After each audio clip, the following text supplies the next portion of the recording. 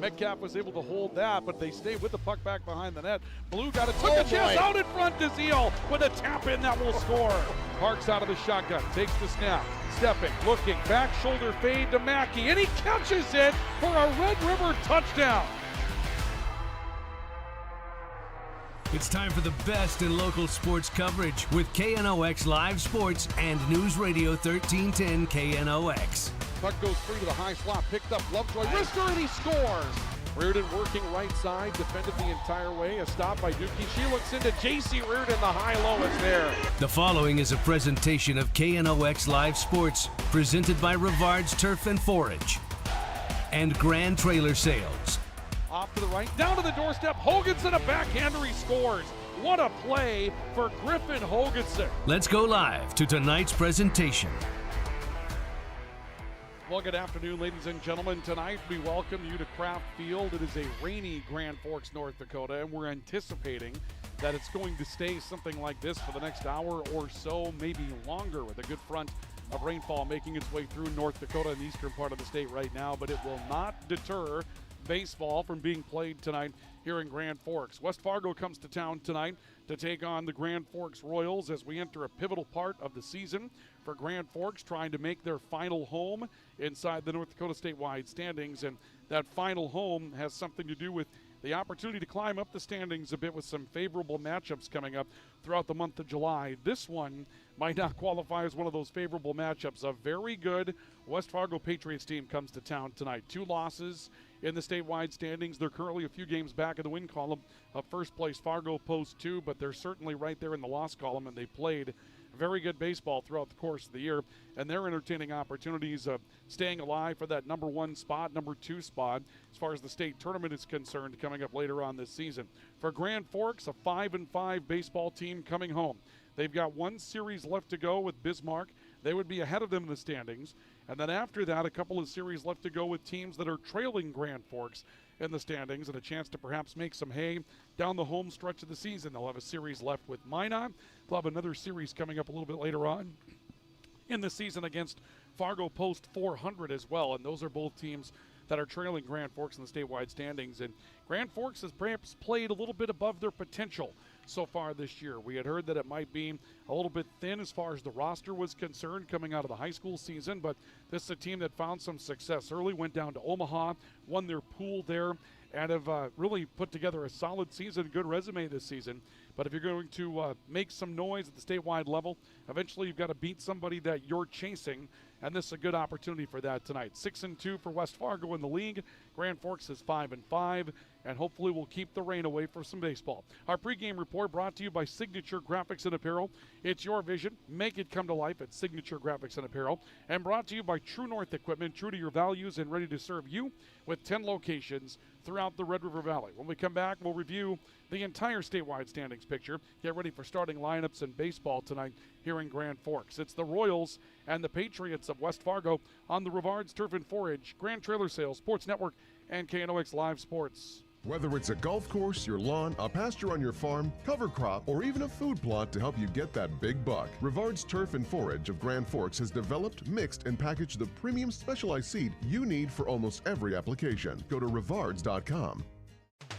Rivals on the ice, united in the stands, and everyone's geared up from Jarrell Sports Center and Hockey World. Hockey gear, fan apparel, Nodak Pride, we've got it all and more. Locally owned, 1004 South Washington Street. Shop local, shop Jarrell's. Grand Trailer Sales in East Grand Forks is your go-to spot for enclosed utility, flatbed, and dump trailers in the Red River Valley. They have the biggest selection on hand of trailers with great pricing. If you're looking for parts, service, or simply to buy, GrandTrailersSales.com.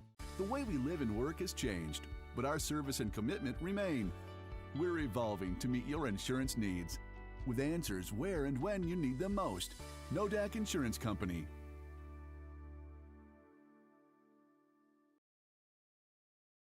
Signature Graphics in East Grand Forks is your one-stop shop for all your branding and design needs. From embroidery, vinyl wrapping, laser print, and more, fully customized from start to finish, all in-house.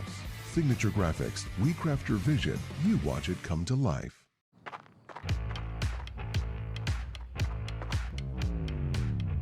When you're in pain, you need more than just a doctor. You need a problem solver. Count on All True Orthopedics and Sports Medicine and get back to what moves you. It's hard to explain what this feels like. We could try to put it into words, but nothing compares to experiencing it for yourself.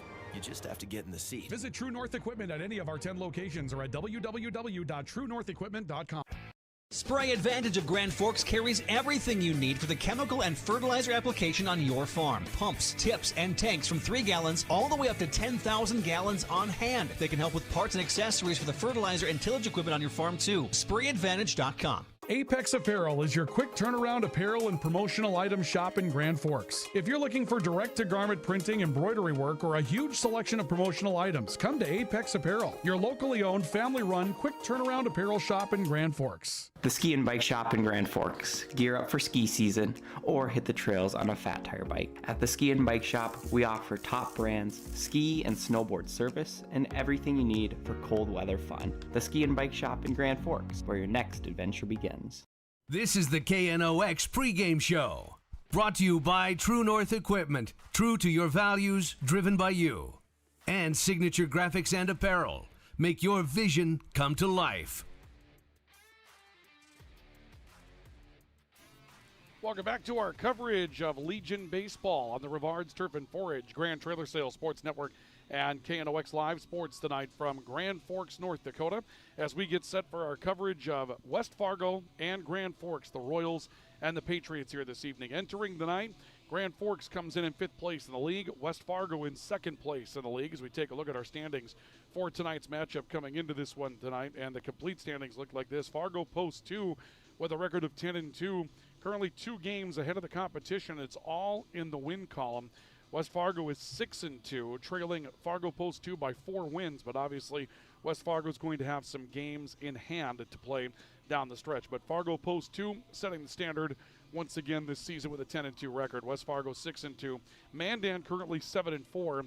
The Bismarck Governors are 5-4, and the Royals 5-5. And Fargo Post 400 is 4-4. There's a lot of things that can happen in that particular section, 3, 4, 5, and 6 in the statewide standings, and maybe throw in number 7 with the Minot Vistas, who are currently 5-7. Dickinson's 3-5, Williston's 1-5, Jamestown currently 3-11. And interestingly enough, Post 400, or I should say rather, Grand Forks Post 6 has scored 58 runs this year, was right in the mix as far as runs scored this season. That's always been one of the things that they've kind of struggled with a bit when it comes down to the Legion season, is being able to score runs. Fargo Post 2 has scored 98 runs this season. The next highest total is Grand Forks with 58, 57 for West Fargo, and 56 for Minot. So runs scored, if it matters. Post 2 obviously has done a lot of damage, but Post 6 in Grand Forks has the opportunity to score with a lot of teams out there. But that is the current statewide standings picture with Fargo Post 2 out in front of everybody else right now. A 4-game lead in the win column over these West Fargo Patriots that are here tonight. But West Fargo and Grand Forks will match up this evening, and Grand Forks at 5-5, looking to get 1 or 2 from West Fargo and give themselves a chance, as their remaining series are with Bismarck, they're with Minot, and they're with Fargo Post 400. And so very winnable games and very, I guess you could say, comparable competition coming up for Grand Forks Post 6 after this one comes to an end tonight. Let's take a look at our starting lineups that we have for tonight's matchup in Game 1 of the doubleheader here this evening. West Fargo being the visitors, they'll be at the plate first tonight. Leading off is second baseman Brody Medina. Batting second is Jake Dangerud at first base. Max Zinker will bat third. He plays at third. And Austin O'Lean is the designated hitter. He'll clean up tonight. Cooper Fuchs in right field bats fifth.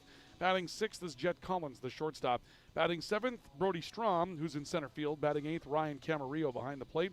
And Landon Zink will bat ninth in left field this evening for West Fargo. For Grand Forks in post six tonight, the Royals. Leading off is center fielder Caden Tostenson. Batting second, Gabe Schauer at first base. Batting third will be Rylan Corinta in left field. And Ryan Reichow will clean up at third base this evening. Xander Wayne bats fifth. He'll be pitching this evening for Grand Forks. Batting sixth will be David Larson behind the plate. Batting seventh, Alex Zever at short. Batting eighth will be Matt Dosh at second base. And Leighton Pribula will bat ninth and play in right field tonight for Grand Forks. Josh Gustafson gets the start this evening for West Fargo on the bump and post six. And the Royals will host the West Fargo Patriots tonight. That's a look at our starting lineups that we have for you this evening. They're brought to you by Acme Equipment and Acme Tools. They're your Kubota dealers in Grand Forks, the full line of Kubota products to help you do your very best work, and you can find those Kubota products on their lot across from Simplot on Gateway in Grand Forks. Skid steer loaders, scissor lifts, what you're looking for, you'll find it there on their lot at Acme Equipment and Acme Tools, with a great section of do-it-yourself tools. If you're the do-it-yourselfer, they've got the Milwaukee brand of battery-operated tools that I believe in, and a scissors, or rather I should say a service department that will help you get those tools up and running again should one of them not work quite right. I've used their service department many times before as well. Acme Equipment and Acme Tools, your Kubota dealers.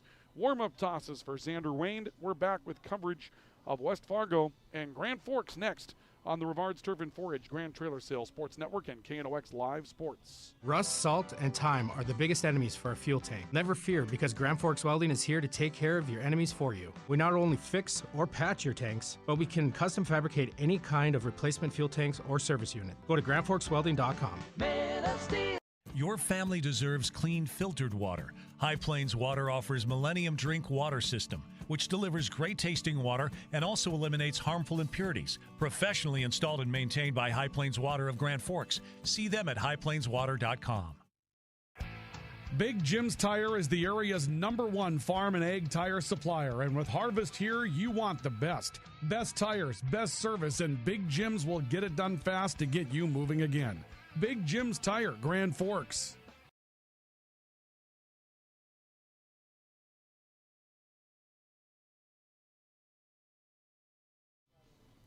Welcome back to our coverage of Legion Baseball on the Rivard's Turf and Forage Grand Trailer Sales Sports Network, KNOX Live Sports tonight. Warm-up tosses look to be close to complete for Xander Wayne, who gets the start tonight for Grand Forks. And Grand Forks and West Fargo set for a Legion Baseball doubleheader. We'll have game one of the doubleheader for you tonight here on KNOX Live Sports. We thank you for tuning in wherever you may be, taking this one in here tonight. We're looking forward to bringing you a good matchup between these two teams. And again, for Grand Forks, kind of the part of the season where now you want to try to make some hay and improve your positioning for the upcoming statewide state tournament. 10 teams at the AA level. They do take them all to the state tournament, so it becomes a 6-day affair.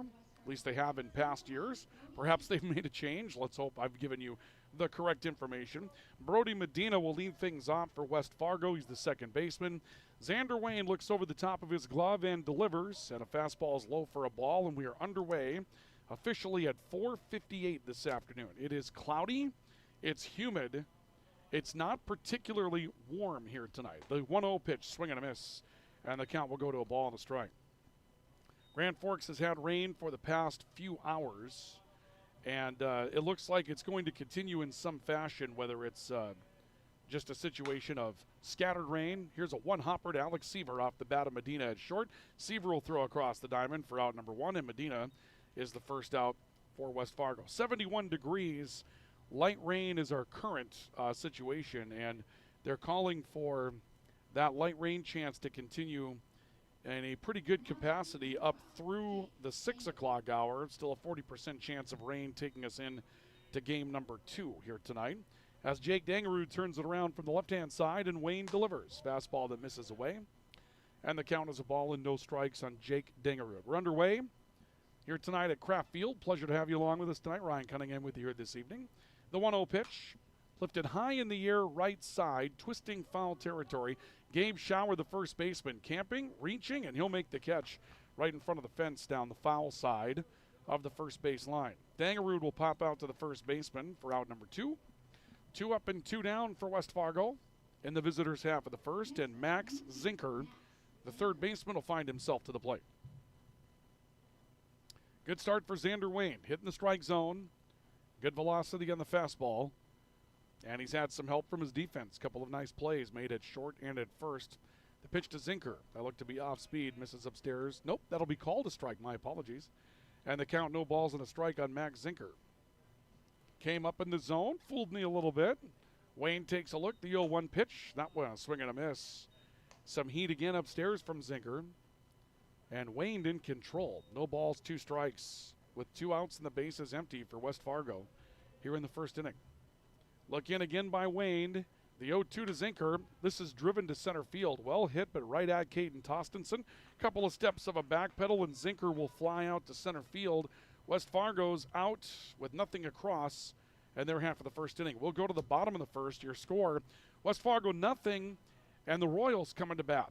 This is our coverage of Legion Baseball on the Rivards Turf and Forage, Grand Trailer Sales Sports Network, and KNOX Live Sports. Today, the PS stands for proper service for your home, farm, or business, which is what you'll get from the team at PS Garage Doors in Grand Forks. Whether you need a door fixed or just thinking about replacing what you already have, get your proper service at psgaragedoors.com. Nothing feels or performs better than a properly fitted golf club. Whether it's irons, driver, or putter, call us today for your free club fitting. For over 30 years, the Golf Center in Grand Forks has been your club fitting leader. Valley Truck in East Grand Forks is proud to support our local high school athletes. With over 400 years of combined experience, they keep our community moving on and off the field. Trusted repairs, quality parts, and support for the next generation. Welcome back to our coverage of Legion Baseball on the Rivards Turf and Forage, Grand Trailer Sales Sports Network, KNOX Live Sports. Glad to have you along with us here this evening as we get ready to move into the bottom of the first inning. And Josh Gustafson will get the start for West Fargo as we go to the bottom of the first. It'll be Caden Tostenson, Gabe Schauer, and Rylan Carinta due up to take on Gustafson, who gets the start tonight for the Patriots. No score here in the bottom of the first, and a commanding inning for Xander Wayne, who's on the bump tonight for the Royals. Working a very efficient top of the first inning, 3 up, 3 down.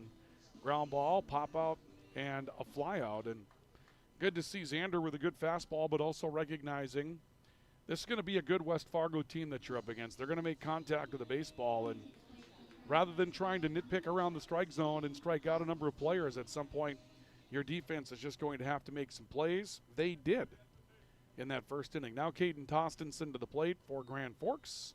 Gustafson kicks and fires, and Tostenson pops it up on the infield in front of the plate. Drifting left is Ryan Camarillo, and the catcher will make the catch on the pop foul out from Caden Tostenson for out number 1 at the bottom of the first. Well, Tostenson aggressive, went at the first pitch he saw and got underneath it a bit. Both pitchers have lived up in the zone so far tonight. Gabe Schauer at the plate now, a lefty for Grand Forks. Gustafson delivers, fastball that missed away. And the count of ball and no strikes on Gabe Schauer. Gustafson a look in, and he delivers 1-0. That one will brush away outside as well. And the count 2 balls and no strikes. West Fargo scored 57 runs, given up 30. Grand Forks scored 58 runs, given up 40. Similar numbers. 2-0 pitch, a swing and a miss. The count goes to 2 balls and a strike. Well-located fastball for Josh Gustafson. Count to 2 balls and a strike on Gabe Schauer. And the 2-1 offering to him. Swing and a miss. That one on the outer half of the plate, outer edge. Well-located pitch for Gustafson. Tall, lanky right-hander. Looks to have some good pop in the arm. He looks in for a sign from Camarillo. And here's the 2-2 offering, high and away. And the count will go full. 3 balls, 2 strikes on Gabe Schauer with Rylan Carinta waiting in the on-deck circle to continue the inning for Grand Forks. Schauer waits. Gustafson from the windup delivers 3-2. Swinging a ground ball up the middle. Long chase, but caught by Jet Collins on 2 hops. He'll push across the diamond for out number 2. Good play by the shortstop, Jet Collins, moving to second base. That one was hit in a spot where that was going to be a chase for the shortstop. He was able to get over there and cover the ground. One of the reasons perhaps why this West Fargo team has given up just 30 runs so far this season. Fargo Post 2 leads the league in that category, giving up 25, but West Fargo giving up 30, not that far off the pace as a fastball finds the outer half for a strike to Rylan Carinta. 2 outs, base is empty for Grand Forks in the home half of the first inning. Gustafson delivers 0-1. That's capped foul down the third baseline, will spin away. And Gustafson is a strike away from delivering a very solid first inning of work for his team tonight. Takes a look in, and the 0-2 pitch to Carinta. That one high and away. Count will go to a ball and 2 strikes. Not a huge crowd here tonight. The weather might have chased away some of the folks that like to sit down the lines and take in the tables. The 1-2 pitch, that one misses away. And the count is now 2 balls and 2 strikes. Gustafson stepping off the back of the rubber and looking into the dugout momentarily. Has a sign that he's looking for. The 2-2 to Corinta. That one hit foul off the end of the bat and back to the screen. That'll keep us at a 2-ball, 2-strike count.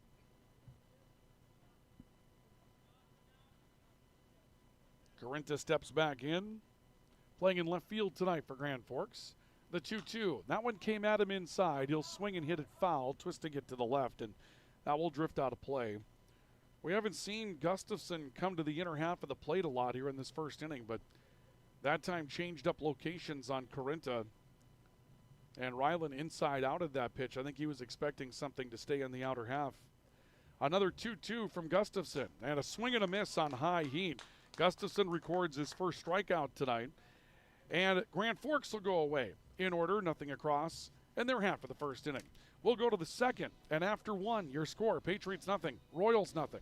This is our coverage of Legion Baseball on the Rivards Turf and Forage, Grand Trailer Sales Sports Network, and KNOX Live Sports. Pro Ag in Grand Forks and Grafton carries the equipment and parts on hand to make your farming operation run smooth. They carry all major brands like Honeybee, Alloway, Amity, Artex, Hardy, Capello, Monosem, Pickett, Blue-Rich, and Black Ace. So whether you're trading in, buying, or just need parts, go to ProAgEquip.com to see everything Pro Ag has to offer.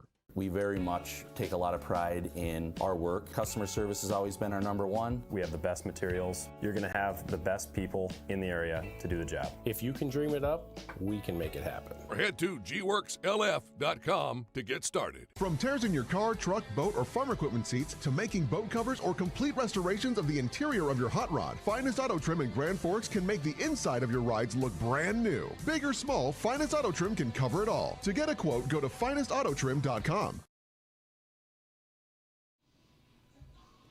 We go to the second after an inning of play. Nothing on the All True scoreboard. Our scoreboard updates brought to you tonight by All True. Regular screenings with All True's care team can detect illness before symptoms begin. Stay in the game of wellness. Schedule an appointment. Visit alltrue.org or call 780-5000. That's 780-5000. We go to the top of the second, and Hunter Oline. Actually, my apologies. Austin Oline will lead things off for West Fargo starting the second inning. Turns it around from the left-hand side once again. Xander Wayne, a solid first inning of work tonight, delivers. And Oline swings and chops one to first base. Two-hopper that's picked up by Gabe Schauer. He'll touch his own bag. And Oline is out for out number 1 for West Fargo's second. Coverage of tonight's matchup brought to you by PS Garage Doors. Call 772-DOOR. That's 772-DOOR for PS Garage Doors. PS Garage Doors can service any make and model of garage door, so make sure you catch up with the professionals at PS Garage Doors. And the PS stands for painless shopping. If it's time for a new garage doors, we take a look at the banners that are on your screen and move them around not so inconspicuously that you can't see them. PS Garage Doors can help you find a make and model of garage door that you're looking for. Call 772-DOOR. That's 772-DOOR for PS Garage Doors in Grand Forks, Devils Lake, and throughout the region. No balls and a strike to Cooper Fuchs. Wayne delivers a breaking pitch that misses low. And the count will level up at 1 ball and 1 strike on Cooper Fuchs. We're in the top of the second.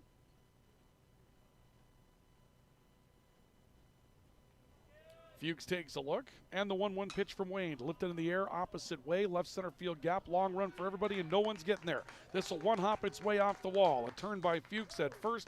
He'll jog into second base with a stand-up double, and West Fargo is a runner in scoring position here in the second inning. That one hit a long way. It was in the air quite some time. The thing that made that play work was it was perfectly located right between, kind of bisecting Ryland Corinta in left and Caden Tostenson in center. They both had a long run to get to it. There was no chance to get there. It was well hit, but not exactly on a line. That kind of hung up in the air a bit, but nonetheless perfectly located. And a 1-out base runner in scoring position for West Fargo as Jet Collins, the shortstop, will come to the plate, and we'll see how Xander Wayne performs now with a runner behind him at second base. He'll pitch out of the set, And a line shot to left field off the bat of Jet Collins for a base hit. Up with it quickly, Rylan Carinta. Good throw that comes back into the infield, but it gets away on a diving play by David Larson, the catcher, with the throw off line. That's going to allow Fuchs to come home. Jet Collins will take an extra bag, and it's 1-0 West Fargo. Single on the play for Jet Collins. I'm assuming they're going to have to rule a throwing error on Rylan Carinta on the play. That saw the cutoff throw evade both the cutoff man and the catcher and end up go offline towards the right. It didn't get into the Grand Forks dugout, but nonetheless, costly error that allows a run to score. Another man to reach scoring position as Brody Strom will come to the plate now for the Patriots as West Fargo leads 1-0. Pitch from Wayne. Bunt is shown and withdrawn. Pitch misses low for a ball. And the count will go to a ball and no strikes on Brody Strom. Well, a big run now for West Fargo in scoring position that Grand Forks will attempt to strand. A look back at second base, and a swing and a number foul off the end of the bat from Strom. Count will level up at 1 ball, 1 strike. Back-to-back hits, though, good pieces of hitting for West Fargo. The double into the gap. And Jet Collins with a solid single in the hole between short and third. There was nothing wrong with the contact on it. But a bit of a defensive breakdown by Grand Forks trying to get the ball back into the infield. Wayne will set the 1-1 pitch. Called a strike in the outer half. And the count's a ball and 2 strikes. It looked like Wayne changed speeds on that pitch. And the count now 1-2. As Wayne takes a look in. Big pitch here early in the game, trying to limit the damage. The 1-2 missed away for a ball. And the count 2 balls, 2 strikes. Wayne's looking for a strikeout here, obviously with a runner at second base, trying to keep the ball out of play, trying to keep the lead runner where he is rather than advancing even just one. The 2-2. Got him swinging. Fastball, high heat. Strom goes around on it. First strikeout of the night for Xander Wayne, and there's 2 away. Ryan Camarillo to the plate for West Fargo. A 1-0 lead for the Patriots here in the top half of the second inning. And Camarillo, the catcher, steps to the plate for the Patriots. Wayne will come set. Runner still at second base in the form of Jet Collins. Pitch to Camarillo is high. It's a ball and no strikes on Ryan Camarillo. You never know about Xander Wayne with his body language as to how he's feeling out there. He kind of has the same approach to the pitcher's plate every time that he reassumes it. The 1-0 pitch, swinging a foul off the end of the bat. Count will level up at 1 ball, 1 strike. You kind of watch him here. He steps off the back of the rubber, sort of swings the arms a little bit, touches up the cap, but it's hard to get a read. Every once in a while with pitchers, you can see their focus or their determination in the way that they present themselves. With Xander, just tries to stay relaxed out there. A set, a look back at second base, the 1-1 to Camarillo. Breaking pitch, swing and a miss. And Wayne to strike away from trying to limit the damage from West Fargo here to an unearned run in the second. A ball and 2 strikes to Xander Wayne, or from Xander Wayne rather, to Ryan Camarillo. Lead away from second by Brody Strom, rather by Jet Collins. The 1-2 is hit foul. Curveball down in the zone. Camarillo went after it, got a piece. Still a ball and 2 strikes on Camarillo. Another big reason to get the out here. Keep the lineup from turning around in the third. This is the number 8 spot in the order. Like to string that out as long as you can without them getting a second look at you in the third inning. 1-2 pitch to Camarillo, lifted high in the air, behind the plate. This one's going to drift beyond the backstand and out of play.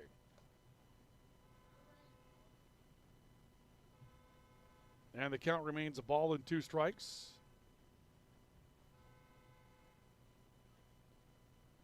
Someone seems to be struggling with a car alarm out there in the parking lot. Look in again by Wayne. Collins leads away from second base. A look back at second by Wayne. The 1-2 to Camarillo. Again, lifted foul. Another 1-ball, 2-strike pitch coming up to Camarillo.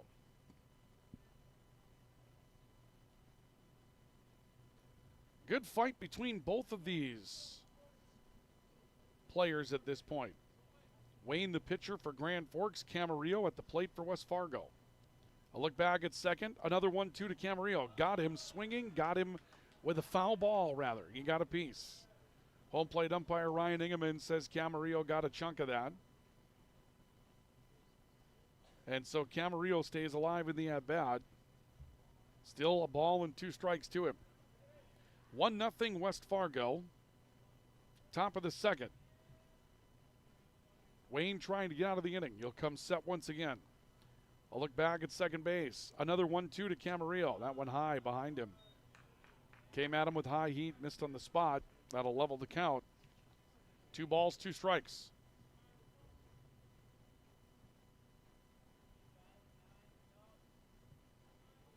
Camarillo back at the plate. Collins the lead away from second base.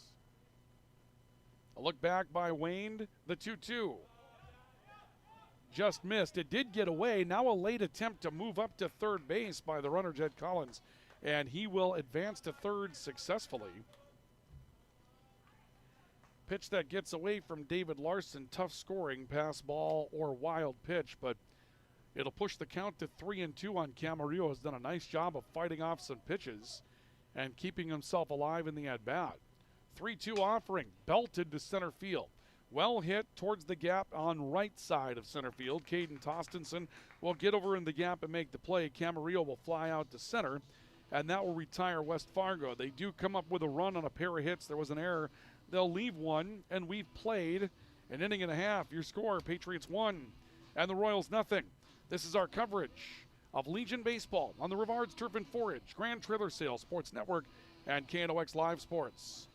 Open all year round to the public, Eagles Crest offers space for holiday parties and family get-togethers. And of course, daily specials, appetizers, and all your favorites, including Sunday brunch buffets. Come in for the view and delicious meals at Eagles Crest Grill. Whether it's a golf course, your lawn, a pasture on your farm, cover crop, or even a food plot to help you get that big buck, Rivards Turf and Forage of Grand Forks has developed, mixed, and packaged the premium specialized seed you need for almost every application. Go to rivards.com.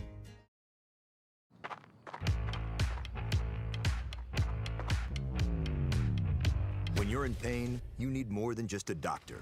You need a problem solver. Count on All True Orthopedics and Sports Medicine and get back to what moves you. Welcome back to our coverage of Legion Baseball on the Rivards Turf and Forage, Grand Trailer Sales Sports Network. KNOX Live Sports. We go to the bottom of the second inning, and Grand Forks now chasing on the scoreboard, trailing by a score of 1-0. Ryan Reichow will lead things off for Grand Forks coming up, to be followed by Xander Wayne and David Larson as West Fargo strikes through with a run unearned on a tough cutoff throw coming in on a single from Jet Collins that was picked up in left field, but cutoff throw comes in, squirts away from the infielders, allows a run to score. Another runner eventually achieved third base but was stranded. And Ryan Reichow, who had a great high school season a couple of years ago and can really swing the bat. Bats in the cleanup spot for Grand Forks, plays at third base. Gustafson delivers on a pitch that gets away from Camarillo. Cal will go to a ball and no strikes on Ryan Reichow. Guy that really began to impress us in his sophomore season at Grand Forks Red River. Just stands at the plate like he's got a play to make with that bow. 1-0 pitch, misses away for a ball. And the count is 2 balls, no strikes. Doesn't get cheated, has a really good swing, and has moved himself into a place where he's batting cleanup for this Royals team. 2-0 pitch, misses outside for a ball, and it's 3-0. During this at-bat, Ryan Reichow has not seen really anything that you would want him to take a hack at. 3-0 pitch, that one called a strike. And the count now 3-1. Gustafson at a 1-2-3 inning. Pop out, ground out, strikeout. 3-1 pitch to Reichow. Sits on it. That one nipped the outside corner for strike 2. That'll bring the count full. 3 balls and 2 strikes. Gustafson a look in. Shakes off a couple of signs. Has the one he wants. Payoff pitch to Reichow. Missed away. Ball 4, and Grand Forks has a base runner. First walk of the game. First walk issued by Gustafson. He's got a strikeout to go with it. And Xander Wayne will come to the plate, getting ready to take his baseball career to Mayville State coming up this fall. Xander's a great athlete, has been kind of cheated a bit by some injuries that have plagued him in a couple of different sports, but appears to be healthy right now and ready. Reichow away from first, the pitch to Wayne, healthy, swing and a miss. And the count, no balls and a strike on Xander Wayne. Part of the order here for Grand Forks, where they're going to have some good bats. They do have the threat of being doubled up here in this particular part of the order. Not going to have tremendous amounts of speed, so you're going to have to put one into the outfield in this situation. The 0-1 pitch hits Xander Wayne. That's a way to get on. And now, all of a sudden, the table being set for Grand Forks by a couple of miscues from West Fargo. Josh Gustafson, a hit batsman to go with a walk, has put 2 on with nobody out. With Alex Seaver coming up, you would think this would be a place where you'd probably lay down a bunt and move these runners over, and we'll see. Long list of signals coming in from third base, and the head coach for Grand Forks Post 6, Nick Chine. We were just talking about the speed situation, this part of the order. If David Larson could lay one down, you would think that would be the play here. A set by Gustafson. Larson's taking a pitch, and it'll be called a strike.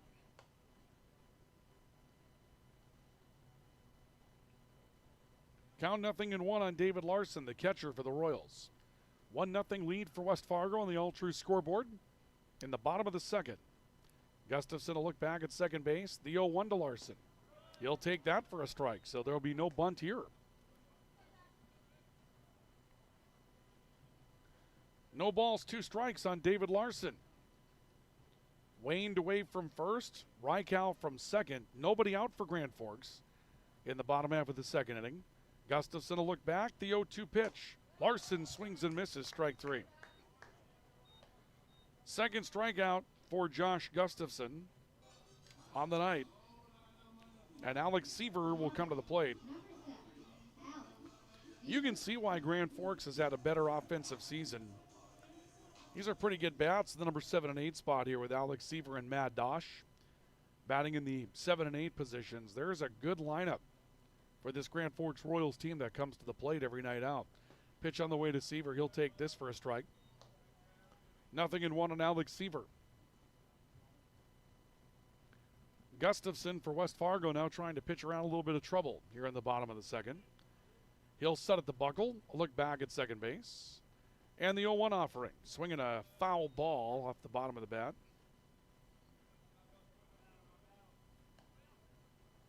Count will go to 0-2 on Seaver. Seaver stands in as runners take their leads from first and second. A look back by Gustafson at second base. The 0-2 to Seaver. Breaking pitch. Seaver lays off. That'll miss up high for ball 1.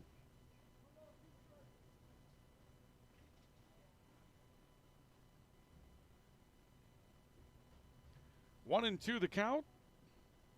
A look back at first base, rather second. The 1-2 pitch to Seaver. Swings and hits one foul back behind us. Well, when they redid the field, they decided to put a roof on it. Remember back when we were open air? That one might have found us up there in the stands back in the day. 2 balls, 2 strikes. A look back again by Gustafson, eyeing the runner at second base, Reichow. And the 1-2 squirts away to the right, gets away, and Camarillo can't find it. The ball's actually right in front of the plate. Camarillo stepped off to the right looking for the baseball and apparently didn't get the help from his teammates that he needed to locate where it was. He went running to the right looking for the baseball, and the ball had stopped right out in front of home plate. Everyone's going to advance on a wild pitch. Reichow goes to third. Wayne to second. 2 are aboard in scoring position.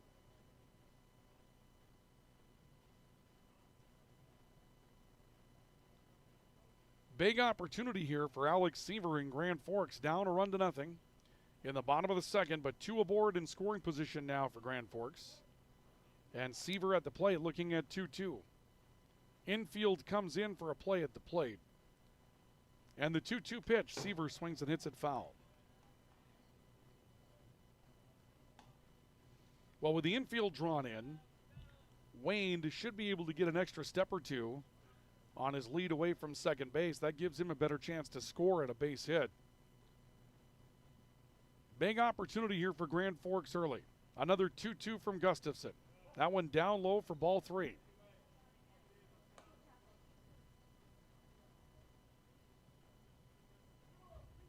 A walk, a hit batsman, and a strikeout. It's been an active inning for the pitcher for West Fargo.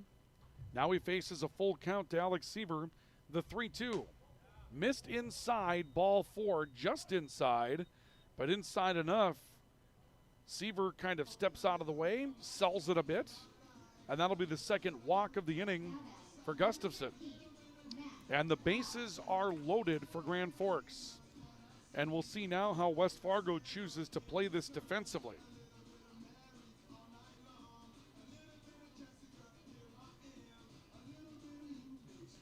We already guessed wrong once this inning. You would think the money would be to take your middle infield, move them back, look for a double play ball. And it looks like that's what West Fargo is going to do. The corners are going to stay in on the green of the turf. But the middle infield's going to go back and try to twist a double play as Matt Dosh will come to the plate for the Royals. Runners from every base, and here's the pitch to Dosh. Chops it foul back behind him. The count 0-1 on Dosh. He plays at second base. Seen Dosh play in a lot of places. They're hopeful he'll be able to throw a couple of innings against Warroad, trying to get his pitching arm back.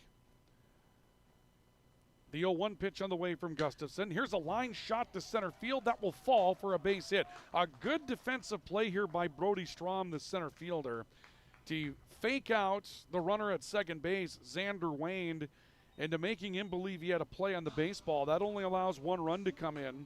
Matt Dosh has the first hit of the game for Grand Forks, and we're tied at 1. But that was a great sell by Brody Strom in center field on a line drive.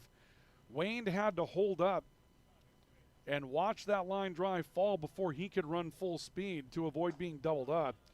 And a pitch called to strike to Leighton Pribula will make it 0-1. Those are the little things that you see good teams do. And boy, Brody Strom made that sell look good. It looked like for a moment he had a play on the ball. By the time he didn't, Xander Wayne wasn't going to score. The 0-1, this one's flared to right center field. That will drop for a base hit. They're going to wave around the runner, Alex Seaver. He'll come to the plate and score. 3 come in for Grand Forks in the inning, and they'll take a 2-run lead. It's 3-1 Royals. Back-to-back hits for Grand Forks in the bottom of the order. Dosh with a solid single to center, and Leighton Pribula with a blooper to right center field that just evades Brody Medina, the second baseman. And with runners on first and second, still just 1 out in the inning, back to the top of the order for Grand Forks, Caden Tostenson will come to the plate. Gustafson looking for the signs to be resent. He's got it. And the pitch to Tostenson, that'll be called a strike in the outside corner. Tostenson popped out to Ryan Camarillo, the catcher, on the very first pitch that he saw of the game back in the first inning. The 0-1 pitch on the way to him. That one gets away, and runners are going to advance. Another miscue by West Fargo from the pitcher's mound. We've had a hit batsman, a pair of walks, and now a pair of wild pitches in the inning, and that'll push Dosh to third, Pribula to second, and 2 more stand in scoring position for Grand Forks. Count level, a ball and a strike, and the 1-1 to Tostenson. He'll send one towards third. One hopper gloved by Zinker. Throw across the diamond after checking the runner. Textbook defensive play. And Tostenson is out number 2. 2 away. Still runners at second and third. And Gabe Schauer will come to the plate for Grand Forks. Schauer grounded out to short his first time up in the first inning. Bats here with 2 in scoring position. Gustafson to the windup. And the pitch to Schauer, swinging a foul back to the screen. Seen some good cuts from Grand Forks in this second inning. The bats have looked like they're ready to go tonight for the Royals. No balls, a strike. Runners edge away again from second and third. And the 0-1 from Gustafson misses away. Count will go to 1 ball, 1 strike. Very little wind tonight. Clouds let up for a bit. Looks like a few darker clouds still to the west, but the rain seems to have held off as well. Maybe the radar had more bark than bite. The 1-1 pitch, that one hit back to the screen as well. And the count now a ball and 2 strikes. The rain to our east earlier in the Devil's Lake Basin, that looked like it was sizable. If that would have made it here, that might have been a bit of a problem, but some light rain that we had just before the start of the games tonight. A ball and 2 strikes, the pitch to Shower, high and away. Count levels up at 2-2. 3 into the inning for Grand Forks and a pair of hits. 2 walks, a hit batsman, and those are the runners that have scored for Grand Forks in the inning. The free passes have hurt. 2-2 pitch, missed inside, ball 3.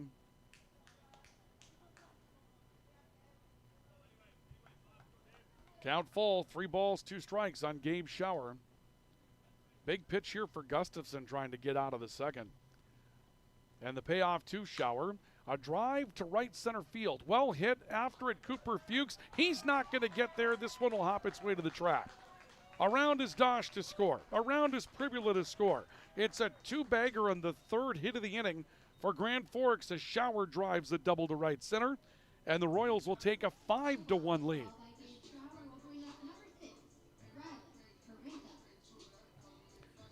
Rylan Carinta becomes the 9th batter to come to the plate this half inning for Grand Forks. And the Royals have done damage. 2 more come in, 3 hits in the inning. And an extra base hit now for Gabe Shower to make it a 4-run lead for Grand Forks in the front end of our doubleheader tonight. Gustafson sets and delivers to Carinta. That one fouled off, and the count will go to no balls and a strike. Carinta, a strikeout victim back in the 1st inning.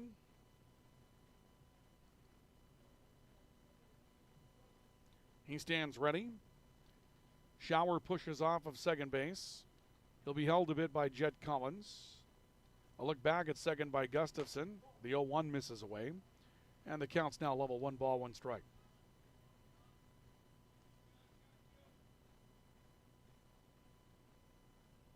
Shower away from second base once again. A set by Gustafson, the 1-1 to Carinta. Line shot up the middle, but on the ground. Backhanded by Brody Medina. He'll throw to first base for the out. Carinta will ground out to the second baseman. That'll retire Grand Forks, but they'll send 9 to the plate, bat around, and score 5 runs on 3 hits. They'll leave 1 runner, and we have played 2 full. New score on the All-True scoreboard here at Kraft Field in the Oxford Sports Complex. After 2, it's the Royals 5 and the Patriots 1. This is our coverage of Legion Baseball on the Rivards Turf and Forage, Grand Trailer Sales Sports Network, and KNOX Live Sports. And we're back with more in a couple of moments. Whether it's a golf course, your lawn, a pasture on your farm, cover crop, or even a food plot to help you get that big buck, Rivards Turf and Forage of Grand Forks has developed, mixed, and packaged the premium specialized seed you need for almost every application. Go to rivards.com. Rivals on the ice, united in the stands, and everyone's geared up from Jarrell Sports Center and Hockey World. Hockey gear, fan apparel, Nodak Pride, we've got it all and more. Locally owned, 1004 South Washington Street. Shop local, shop Jarrell's. Grand Trailer Sales in East Grand Forks is your go-to spot for enclosed utility, flatbed, and dump trailers in the Red River Valley. They have the biggest selection on hand of trailers with great pricing. If you're looking for parts, service, or simply to buy, GrandTrailersales.com. The way we live and work has changed, but our service and commitment remain. We're evolving to meet your insurance needs with answers where and when you need them most. Nodak Insurance Company.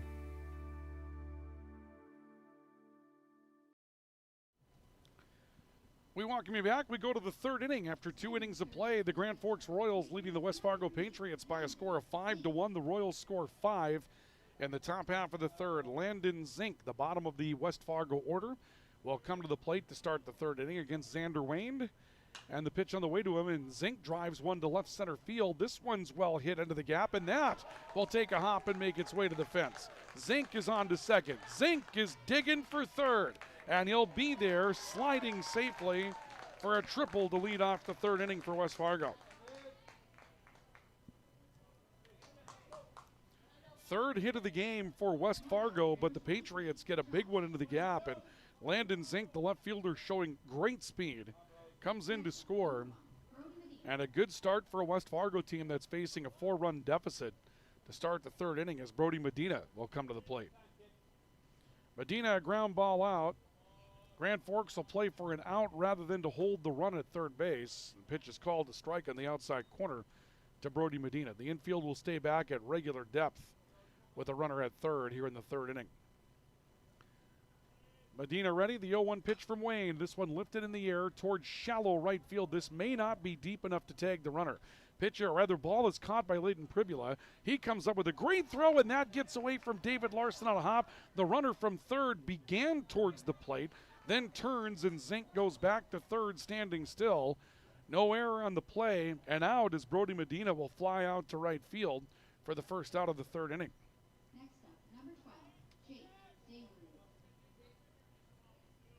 Well, David Larson's looked a little unsure of himself behind the plate here, and a couple of throws coming in from the outfielders. That one looked like he would have had a pretty good chance to play it. It just hops up and gets over him. Jake Dangerud comes to the plate, and a pitch called to strike on the outside corner from Xander Wayne. The count 0-1. Dangerud popped out his first time up to the first baseman in foul territory. The 0-1 pitch. This is belted into the right center field gap. That'll score the runner easily. A turn by Dangerud around first. He's on his way to second base, and he'll stand up for the second extra base hit of the inning. And West Fargo gets one back. They're down by 3 at 5-2.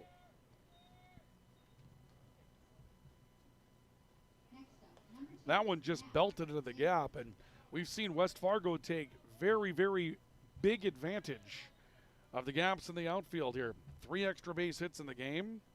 They've come in the last 2 innings. 2 doubles and a triple. And Xander Wayne will have to pitch with a runner behind him, and Max Zinker at the plate. Pitch misses high for a ball. The count is a ball and no strike. Zinker hit the ball well in the first inning, but flew out to straightaway center field where Caden Tostenson was waiting. The count 1-0. Wayne will set and delivers the 1-0 pitch. That one a fastball caught the outside corner for a strike. Count levels at a ball and a strike on Zinker.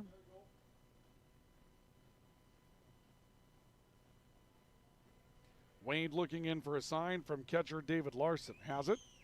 Sets just above the buckle. The 1-1 pitch. Called a strike on the outside corner. Big pitch that time from Xander Wayne. Just nipped at the outer edge. Zinker steps away. Count now 0-2. Rather a ball and 2 strikes. Big at bat here for Xander Wayne. Trying to strand a runner back in scoring position. The 1-2 pitch. Got him.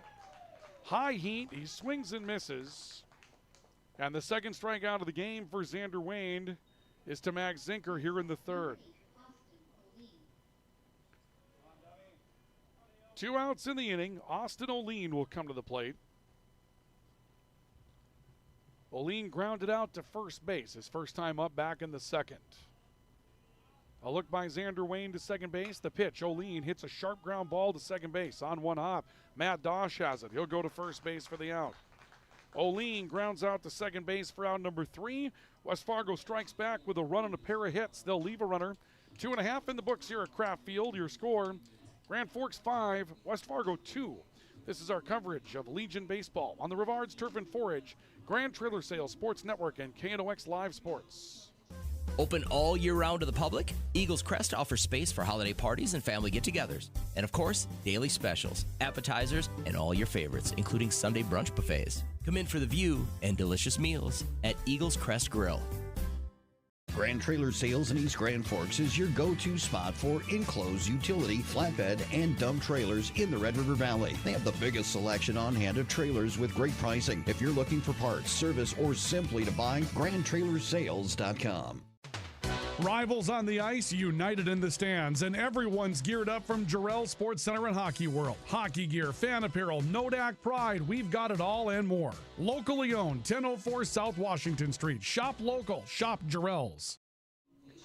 Our coverage of Legion Baseball is brought to you in part by Rivards Turf and Forage. They are a premium seed dealer in Grand Forks. You can find them online, Rivards.com. That's Rivards.com. Whatever you're looking for from Rivards, is available to you on their website at Rivards.com. And when it's time to beautify around your territory, or if you're looking to bring that big buck in that you'd like to get in your sights for the upcoming season, Rivards.com has great products for that. Rivards.com, they bring you our coverage of American Legion baseball this afternoon. We go to the third, and that's going to do it for Josh Gustafson on the hill for West Fargo. Luke Finn will come in to take over the game for West Fargo from the pitcher's position, and he'll face Ryan Reichow to start the third inning. As Grand Forks sent 9 to the plate, they'll be back where they started the second. Reichow will swing from the left-hand side, and Luke Finn delivers his first pitch. It misses away for a ball. The count is a ball and no strikes. So after the 5-run second, that's the end of the line for Gustafson here today, at least in game one. 1-0 pitch. That one hammered towards second base. It backs up Medina, but he's got it on one hop. And from the outfield grass, we'll throw to first to get Reichow for the first out of the inning.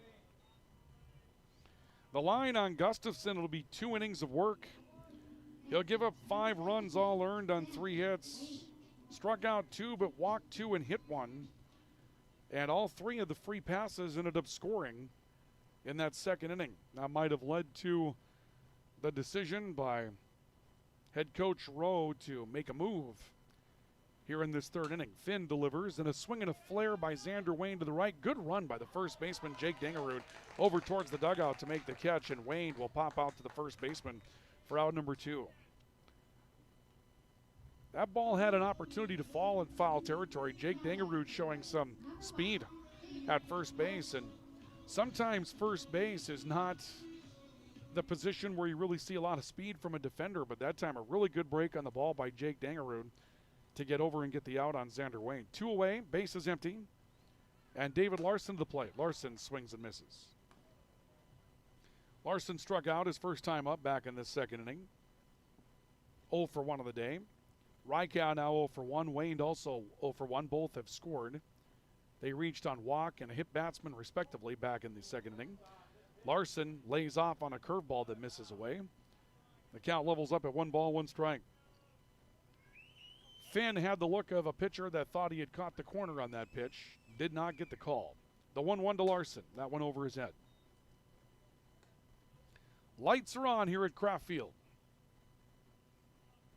Sky's still a little bit darker out in the west, but we were thinking that by the time we got to about 6, the chances of rain would diminish.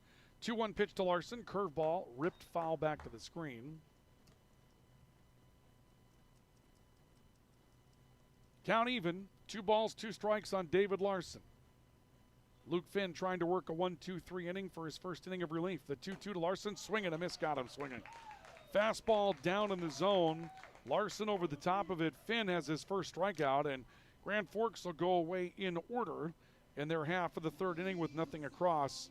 We've played 3 full. Your score on the All True scoreboard from Kraft Field remains Grand Forks 5, West Fargo 2. This is our coverage of Legion Baseball on the Rivards Turf and Forage, Grand Trailer Sales Sports Network, and KNOX Live Sports. When you need the right part for your pickup, head to Northwood or call Mike's Custom Truck. Amanda will drop ship any part you need. Turbos, upgraded fuel pumps, Edge products, and more. Mike's Custom Truck, 587-6335.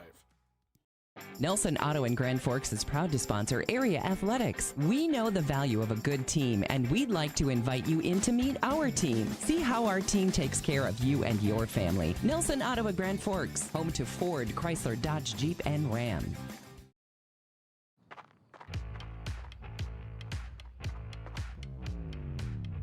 When you're in pain, you need more than just a doctor. You need a problem solver. Count on All True Orthopedics and Sports Medicine and get back to what moves you. We go to the fourth after 3 innings of play here in Grand Forks. The Royals lead the Patriots by a score of 5-2. Patriots coming in 6-2 in the statewide standings this season. Even in the loss column with Fargo Post 2 for the outright lead of the statewide standings. Grand Forks at 5-5 and entering a stretch of their season where they may have some matchups that would be somewhat favorable. They've got the Bismarck Governors left. They're in 4th place. Grand Forks is currently in 5th. The Minot Vistas and Fargo Post 400 both trailing Grand Forks in the standings.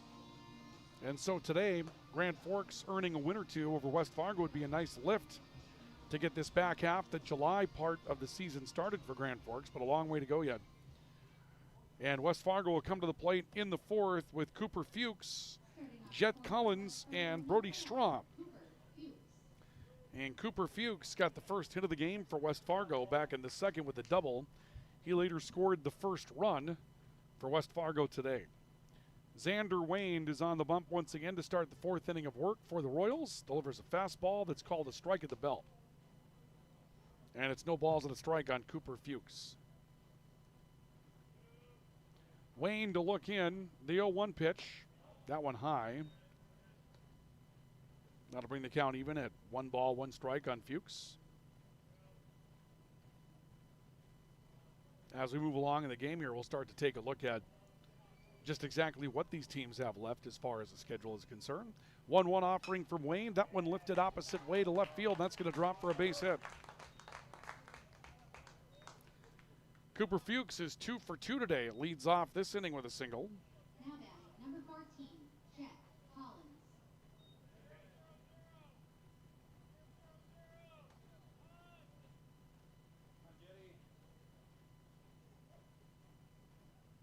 So the leadoff man aboard for West Fargo in the fourth. And Jet Collins, who had a nice at-bat with a single back in the second, will come to the plate. Fuchs away from first, and here's a belt to center on a line, but again, right at the center fielder, Caden Tostenson, who covers some ground to come up with a catch. And Jet Collins lines out to center field for the first out of the fourth inning. Next up, number 6. Well, that's twice in the game. The first time it was Max Zinker for West Fargo that just blasted a ball to straightaway center field, but in both cases, Caden Tostenson moving well to get to a baseball and take a hit away from West Fargo as Brody Strom will come to the plate. A strikeout victim back in the second. Fuchs away from first, and a move that way by Xander Wayne will chase Fuchs back. Down 3, not sure. Every opportunity matters when you're trying to get a run back down 3. Would this be a place where you have an outfielder on the base paths, probably some speed? Would you try to take a base? Bunt is shown and withdrawn. The pitch will pitch high. And the count, 1 ball, no strikes on Brody Strom.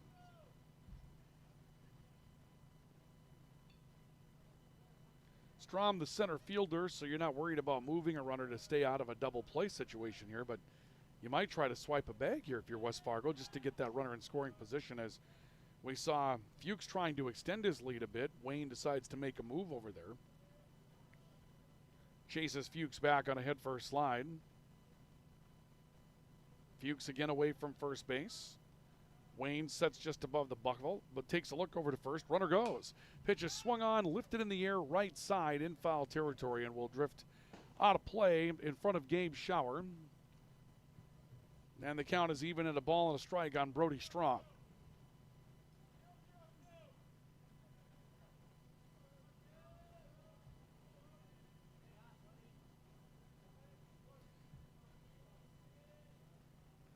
One ball, 1 strike. Brody Strom at the plate, struck out.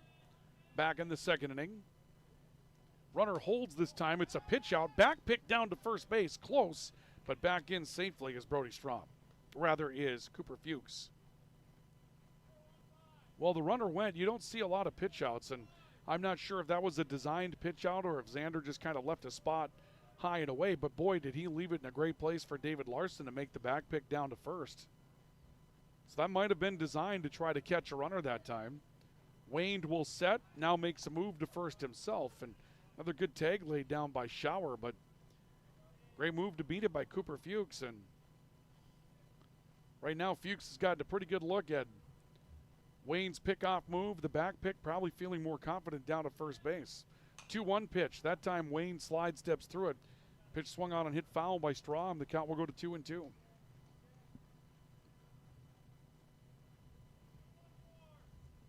That's a savvy move by Xander Wayne.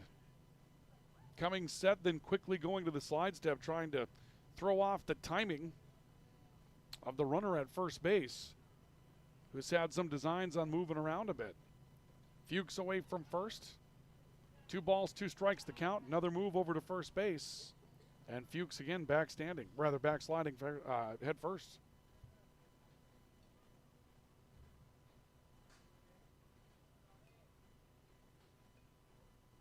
Two balls, 2 strikes to Brody Strom. 1 out, 1 on for West Fargo here in the second. Fuchs a good lead away from first again. Wayne slow sets, runner goes, 2-2, swung through and missed strike 3. Pegged to second, not going to be in time. Fuchs has got second base. But a strikeout recorded for Xander Wayne, his third. Will be the second out of the inning as Strom waves through one. And with 2 outs, Ryan Camarillo to the plate with a runner in scoring position for West Fargo. Well, this will be a big at-bat in the game. 3-run leads feel pretty good. 2-run leads start to get a little tighter. And that's the difference right now with the runner on second base for Grand Forks. And the pitch on the way to Camarillo, swung on, hit foul right side. That'll twist out of play. And the count 0-1.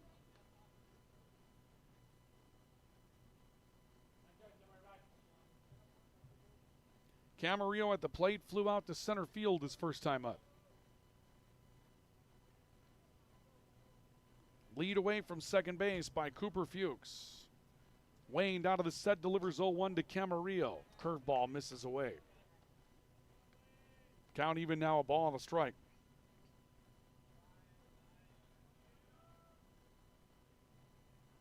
Camarillo ready.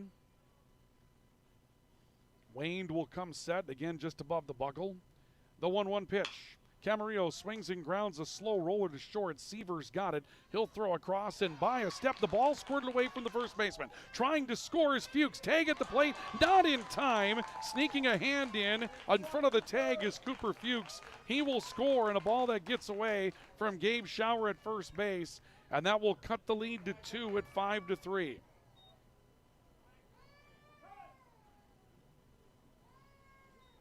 Camarillo will be run for. J.J. McMenemy will come in to run for Camarillo here in the 4th inning. They're going to charge an error on the play for Grand Forks. I'm going to assume that it's a throwing error on the shortstop. We'll confer to make sure we've got that in the right spot, but nonetheless, the run scores on the error as Camarillo reaches. And now the runner goes. McMenemy towards second base. Pitch is swung on and missed for a strike by batter Landon Zink. Peg not in time. And McMenemy will move to second base, swiping a bag. No balls and a strike to Landon Zink, who tripled his last time up. But the 4-run lead cut to 2. As West Fargo's back within a 5-3 margin now in the 4th inning. Wayne delivers 0-1. Pitch misses low and away for a ball. Count levels up at 1 ball, 1 strike.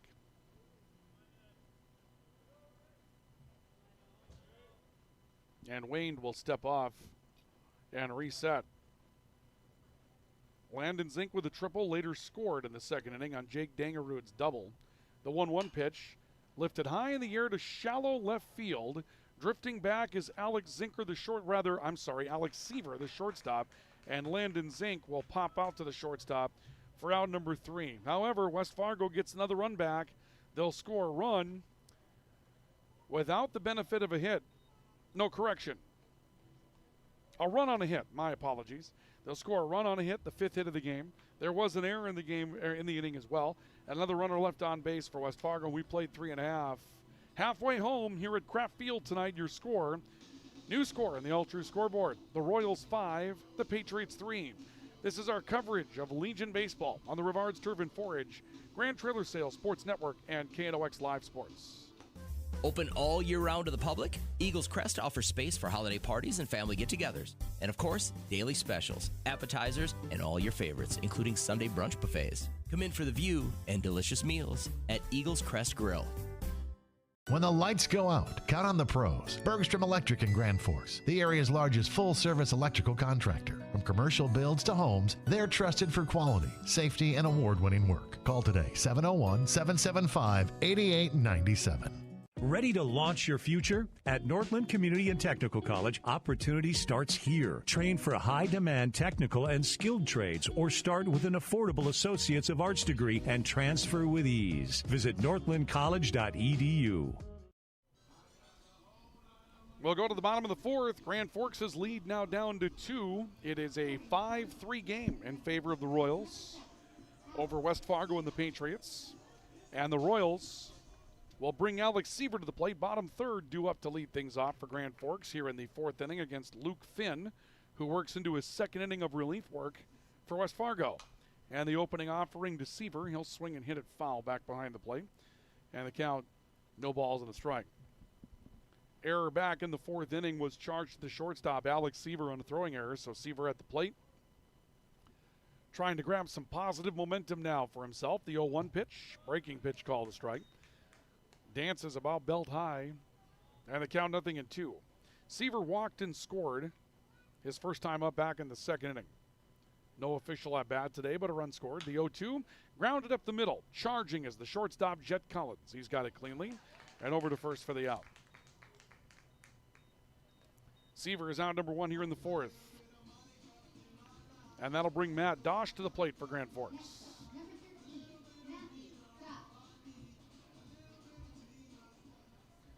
Dosh singled and scored his first time up. That was back in the second inning. Finn will come set. Pitches out of the set exclusively. The pitch to Dosh. That one called for a strike on the outside corner. No balls and a strike on Dosh.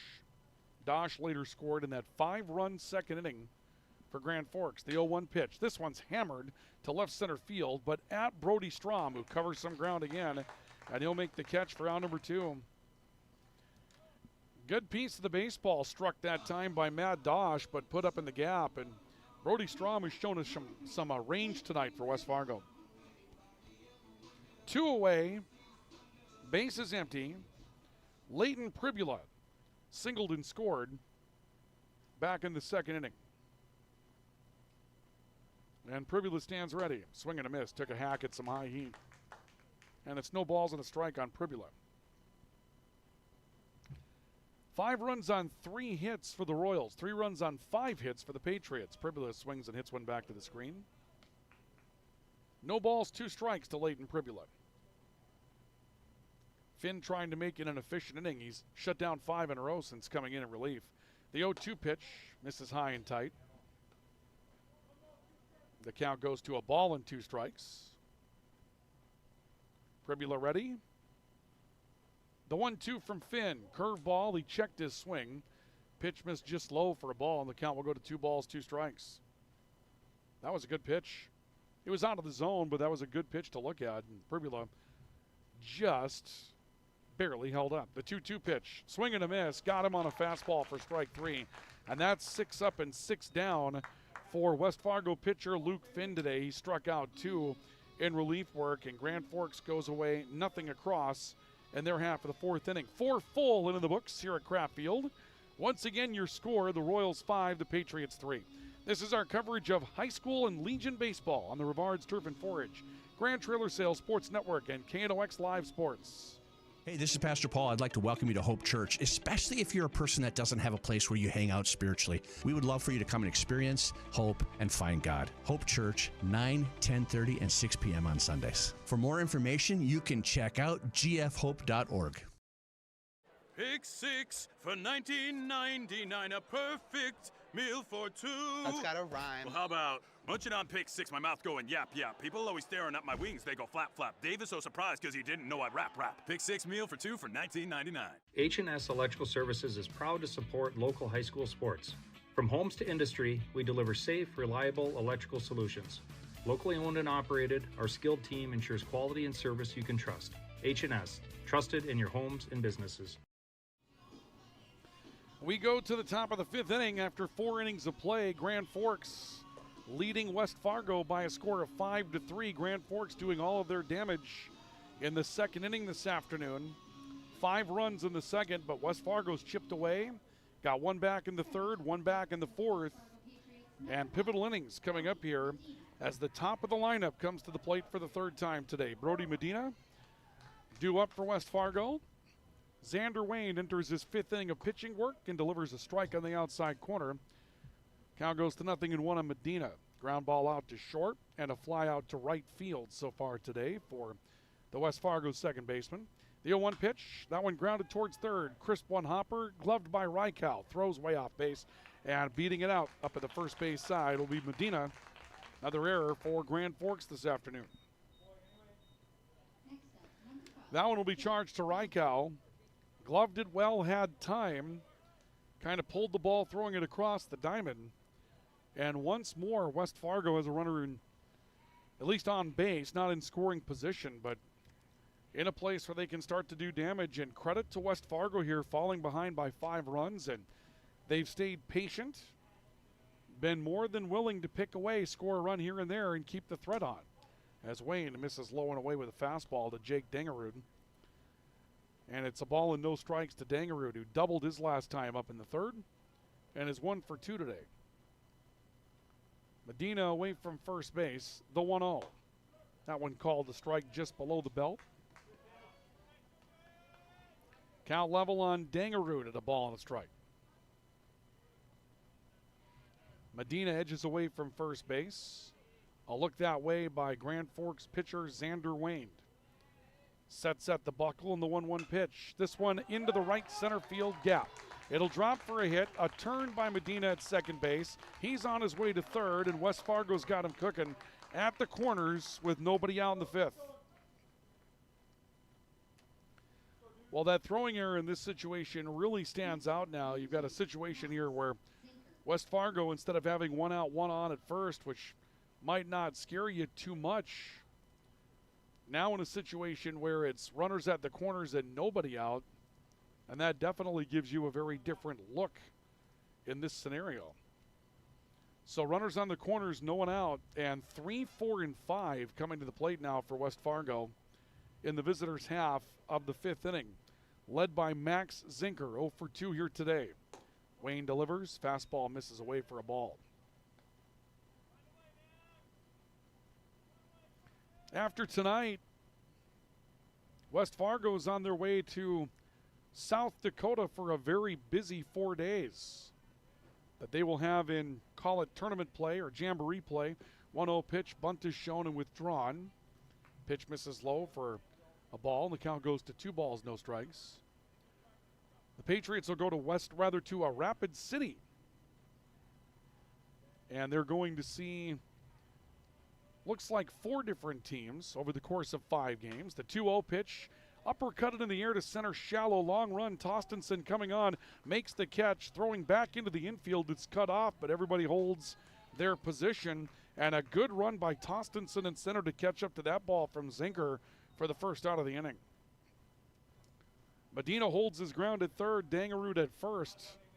And we've seen the center fielders for both teams show some fleetness of feet to make some plays for the defenses. And Austin O'Lean, the designated hitter, due up for the Patriots.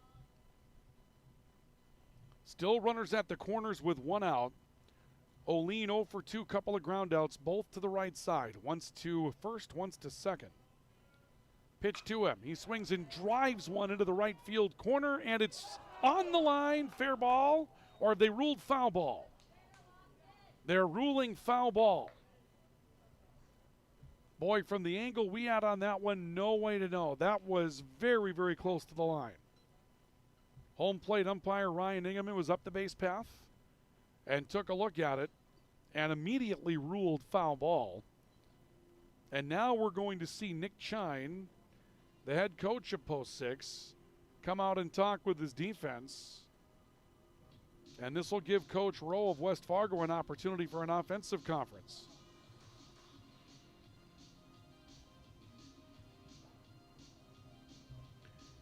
From the looks of this meeting, Coach Chine having more of a conversation right now with his pitcher Xander Wayne than anybody else.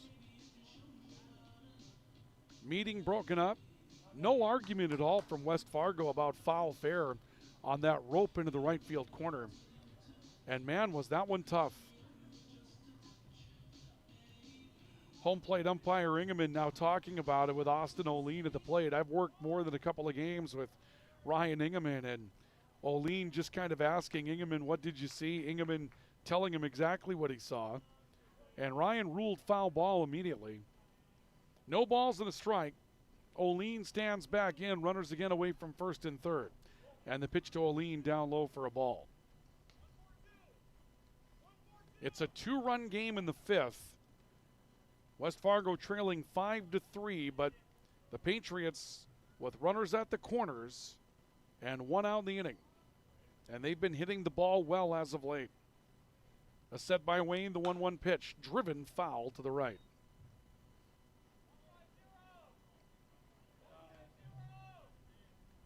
Well, Xander Wayne is going to have to come up with something nasty here. O'Lean has pulled him now 4 times. 2 for outs and 2 in this at-bat for hard hit foul balls.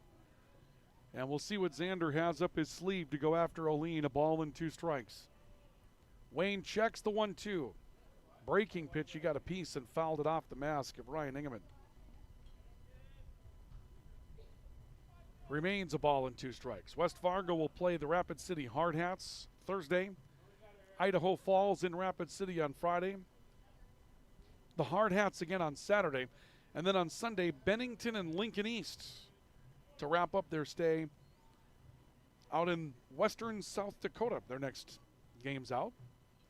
The 1-2 pitch again. Fastball high. Count now 2 balls and 2 strikes. Brody Medina's at third. Jake Dangerud at first.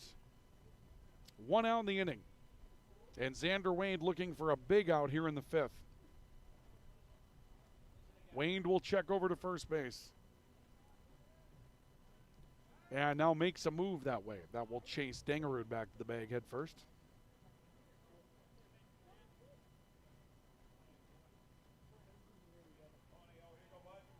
Two balls, 2 strikes to Austin O'Lean. Wayne taking a look over to first base once again. A set. 2-2 pitch. Up high, ball 3. You go back to the meeting that Nick Chine had with his team a couple of moments ago, and you wonder if the game plan with O'Lean here was you've got a base open. Do not give him his pitch. That might be the approach here from Xander Wayne. 3 balls, 2 strikes, pitch on the way, lifted foul. That one up in the zone, and O'Lean kind of pivots and jumps on a toe step. He believes he misses one that time. That one was belt high. That was a fastball, and he's upset with himself. That pitch, probably a miss from Xander Wayne, either trying to work it lower than that or work it much higher than that. Didn't put that where he wanted to. He put that right in a playable area for O'Lean. Count remains 3 balls, 2 strikes. Wayne to set again. Another 3-2. That one on the ground to second base. A play to second will be in time for an out, but a run will score. No chance to turn the double play on the ground ball. Medina comes home to score. Tight play at second. Dangerud nearly beat it, but will be forced on the play. O'Lean drives in a run, and the lead is 1. It'll be 5-4 in favor of Grand Forks. O'Lean will stand at first, and Cooper Fuchs will come to the plate. Well, in the long run, good decision by Matt Dosh to try to get the lead runner, or I guess a lead runner, but he might have misjudged how much time he had to work with, and Cooper Fuchs has hit the ball well today. He comes to plate, runner goes, peg out to short, not going to be in time, sliding in safely. Austin O'Lean, and now West Fargo has the tying run in scoring position. Fuchs with a double and a single today. Pair of base hits, he scored twice. Also stolen a bag. Had an active day for West Fargo, and a base hit here would likely tie the game and lead West Fargo back from a 4-run deficit. Wayne delivers 0-1. That pitch misses low for a ball. Count will level up at 1 ball, 1 strike. Grand Forks will play again on Thursday on the road and comes back home a week from tonight. The 1-1 pitch, grounded foul into the Grand Forks dugout, and the count is a ball and 2 strikes. Grand Forks goes to War Road coming up on Thursday. And again, talking with the Royals before the game, the thought is that they might be able to get a couple of innings of pitching from Matt Dosh to see how it goes, who's been struggling with an injury and hasn't been able to throw throughout the high school season or the Legion season. 1-2 pitch to Fuchs, swinging a ground ball, foul again. Red River season, just a season that kind of turns into a what might have been scenario. Griffin Hoganson couldn't pitch. Matt Dosh couldn't pitch. They had a good pitching rotation set to come into the year. But without the services of Hoganson and Dosh, became rather thin in that department after being rich in it to start the year. Had a couple of good solid arms you could go to, but then after that, became a little bit of a struggle to figure out where to go. Another 1-2 to Fuchs. That one misses low and in for ball 2. And it's 2 balls and 2 strikes here in the 5th. 2 league series coming up next week for Grand Forks. That'll be a big week next week for Post 6. 2-2 to Fuchs. Drives it foul. Hooks it out of play to the right. Count remains 2-2.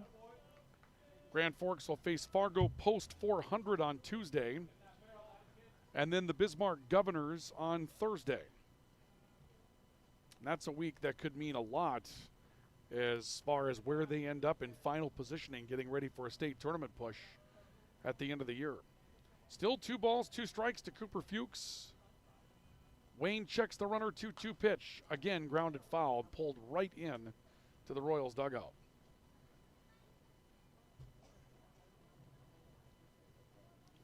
What's concerning here is for Xander Wayne,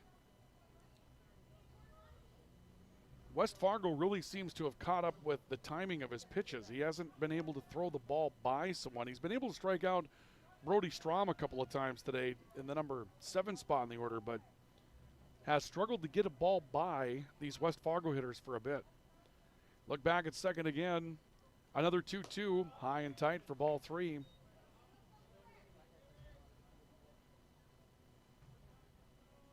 And it's 3 balls and 2 strikes. Cooper Fuchs, a great day at the plate so far with a pair of hits, pair of runs scored. Looking to continue it here. Wayne trying to get out of the inning. 3-2 pitch. Got him swinging. There's throwing the ball by somebody. Cooper Fuchs goes around on high heat. Xander Wayne will pick up his 4th strikeout this afternoon. And Grand Forks exits the inning still with the lead, but the game a bit closer once again. West Fargo will score a run on the benefit of a hit. There was an error. And we'll leave a runner. And we played 4.5. New score on the All-True scoreboard here at Kraft Field in Grand Forks. It's the Royals 5 and the Patriots 4. This is our coverage of Legion Baseball on the Rivards Turf and Forage, Grand Trailer Sales Sports Network, and KNOX Live Sports. It's game day, and whether you're feeding the family or the entire team, Hugo's is the place to go. Score big with favorites from the meat department, delicious fresh veggies, and don't forget about the bakery to celebrate the big win. Hugo's Family Marketplace, your game day headquarters. Thief River Glass handles it all. Aluminum storefronts, auto glass, windows, shower enclosures, and more. Just like our athletes, we're built for every season. No job is too big or too small. Call 218-681-1333 for year-round dependable service. When you're looking for a change of pace, a change of routine, or a change of scenery, we'll help you find what's next. Berkshire Hathaway Home Services. For you, for life. RBB Electric is proud to support local high school sports and the athletes who work hard every day. From the field to the classroom, dedication matters. Serving homes, businesses, and farms across the region, RBB Electric is honored to support our teams and communities. Caden Tostenson will come to the plate for Grand Forks to lead things off in the bottom of the 5th inning. Grand Forks now leading by 1 by a score of 5-4. Royals did all of their damage in the 2nd inning, and West Fargo's been trying to pick away since. Tostenson to the plate for the 3rd time today. He'll take a curveball for a strike. This will be the first time that Tostenson faces Luke Finn, who's in relief for West Fargo and has shut down 6 consecutive batters since entering the game. The 0-1 lifted in the air to center field, right center, twisting, but Brody Strom is after it, and he'll make the catch as Tostenson flies out for out number 1.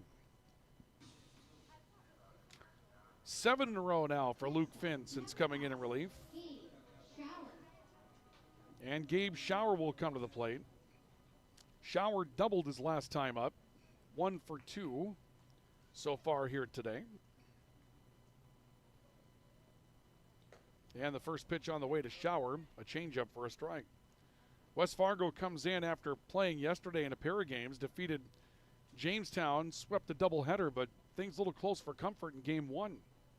Those were in Jamestown, swing and a miss on a fastball up.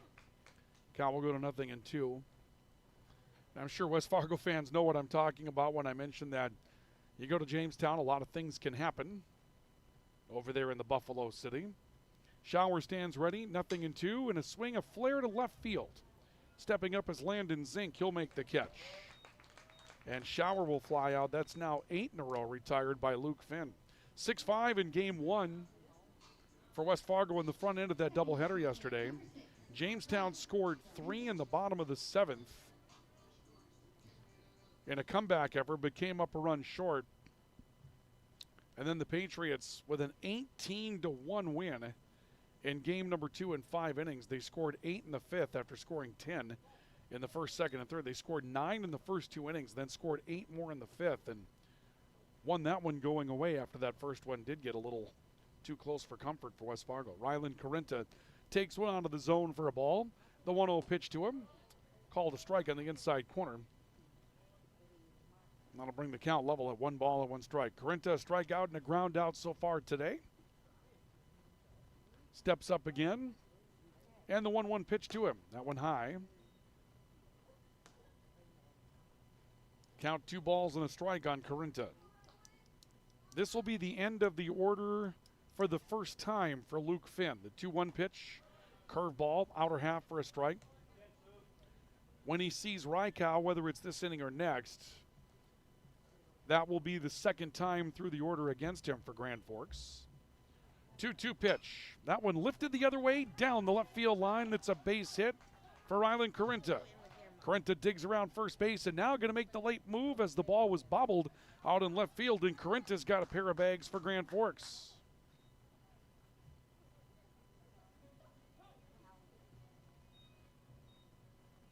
So Rylan Corinta comes up with his first hit of the game. And Ryan Rykow will come to the plate. And Grand Forks with a big opportunity now in their half of the 5th inning to get one of these runs back and re-extend the lead. They took a 5-1 edge with 5 runs in the 2nd and have seen a single in the 3rd, 4th, and 5th for West Fargo, cut their lead to just 1. Rykow walked and scored in that 5th inning, rather that 2nd inning, and he'll take a pitch in the outer half for a strike. Big runner on the base paths here for Grand Forks out at second base. The 0-1 pitch, Rykow, healthy swing, comes up empty.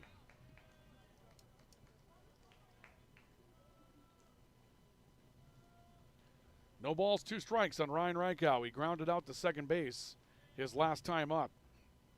And that was back in the 3rd against Finn. The 0-2 pitch, Rykow lifts it in the air to left field, shallow. Playable for Landon Zink. It actually carries a little bit. That ball carried more than we thought it would, but nonetheless, Rykow will fly out to left field, and that will retire Grand Forks in their half of the 5th inning. No runs on a hit for Grand Forks. They'll leave a runner, and we have played 5 full. Your score here at Kraft Field: the Royals 5, the Patriots 4. This is our coverage of Legion Baseball on the Rivards Turf and Forage, Grand Trailer Sales Sports Network, and KNOX Radio and Live Sports. Open all year round to the public, Eagles Crest offers space for holiday parties and family get-togethers. And of course, daily specials, appetizers, and all your favorites, including Sunday brunch buffets. Come in for the view and delicious meals at Eagles Crest Grill. RBB Electric is proud to support local high school sports and the athletes who work hard every day. From the field to the classroom, dedication matters. Serving homes, businesses, and farms across the region, RBB Electric is honored to support our teams and communities. The body shop you work with is your choice, so pick the local team with a service you trust. Modern Auto Body in Grand Forks can make it look like the accident never happened. Schedule an appointment for an estimate on our website or give us a call.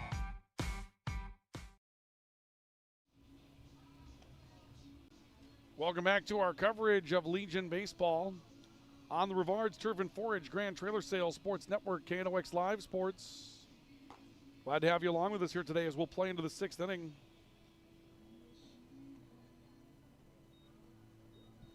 Grand Forks leading by a score of 5-4.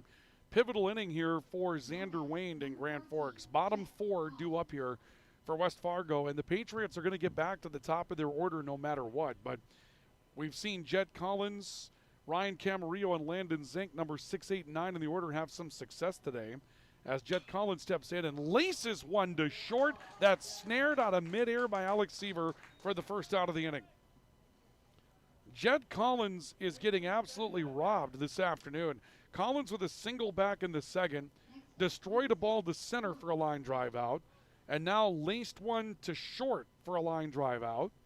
And the first out recorded as Brody Strom will come to the plate. Strom, a pair of strikeouts. And the pitch from Xander. He'll show bunt, takes it away. And the pitch is a ball for ball one.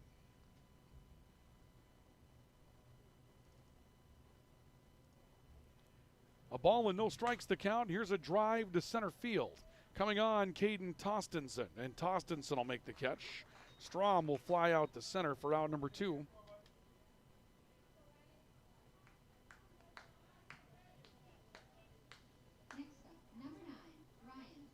And with 2 away, we'll see Ryan Camarillo.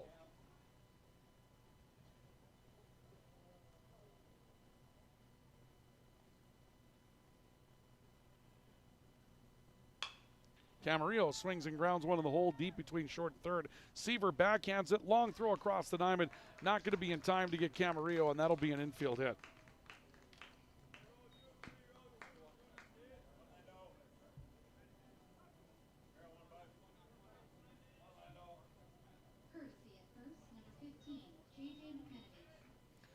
And we'll see McMenemy come back in to run for Camarillo. I did not know rather, that at the AA level, they were playing with the courtesy runner rules. I thought they were playing straight American League rules. So McMenemy would be a courtesy runner, and he ran back in the 4th inning as well. And a throw over to first base will chase the runner back.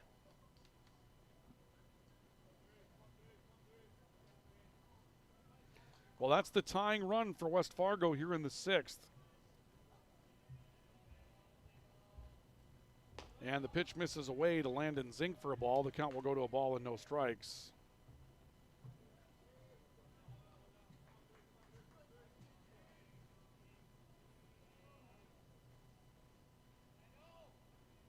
A look over to first base. And the 1-0. This is lifted in the air to shallow center. Long run again for Tostenson. Still coming on, can't make the catch. It falls in short center field. Stopping at third base and holding up will be J.J. McMenemy. Landon Zink will take second base on the throw. He's got a single. And back to the top of the order for West Fargo in the 6th with 2 on in scoring position.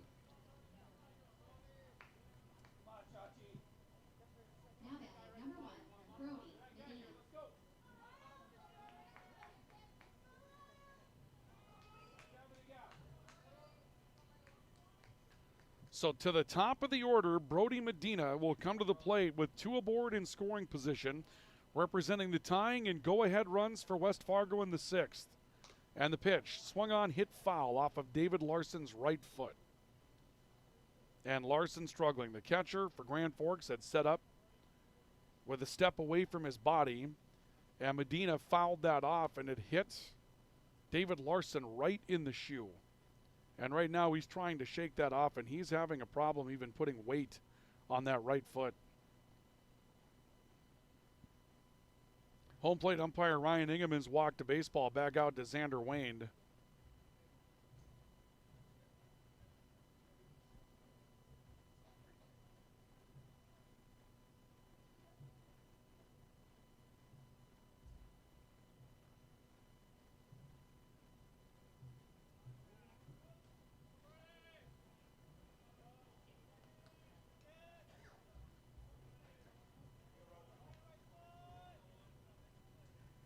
Looks like David Larson's going to be okay. Not sure, he's not going to throw a baseball here, so he's still struggling with that foot.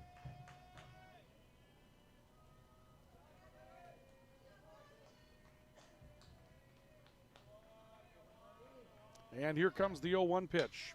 Swung on, grounded towards short again, deep in the hole. Seaver's got it, gonna have to make a big throw across the diamond, and he got him by a half step to preserve the lead for Grand Forks. Seaver charging towards third, had to throw to speedy Brody Medina and got him by a half step across the diamond. West Fargo strands 2 runners in scoring position, and Grand Forks will exit the inning still holding on to the lead. No runs on a pair of hits. West Fargo leaves 2, and we've played 5.5. Your score on the All True scoreboard is Grand Forks 5 and West Fargo 4. This is our coverage of high school baseball, Legion baseball, on the Rivards Turf and Forage, Grand Trailer Sales Sports Network, and KNOX Live Sports. Ready to launch your future? At Northland Community and Technical College, opportunity starts here. Train for high-demand technical and skilled trades or start with an affordable Associates of Arts degree and transfer with ease. Visit northlandcollege.edu. The Kubota BX Series, rated #1 in durability and owner experience. Talk to your Kubota dealer to schedule a demo. For expert sales and service, visit Acme Equipment or online at acmekubota.com. The body shop you work with is your choice, so pick the local team with the service you trust. Modern Auto Body in Grand Forks can make it look like the accident never happened. Schedule an appointment for an estimate on our website or give us a call. Spare Husband keeps homes running smoothly with trusted repairs, remodels, and every fix in between. JK Rents sets the scene with tables and chairs for weddings, parties, and celebrations. Together, they're proud local high school sports sponsors, supporting the teams and the community they call home.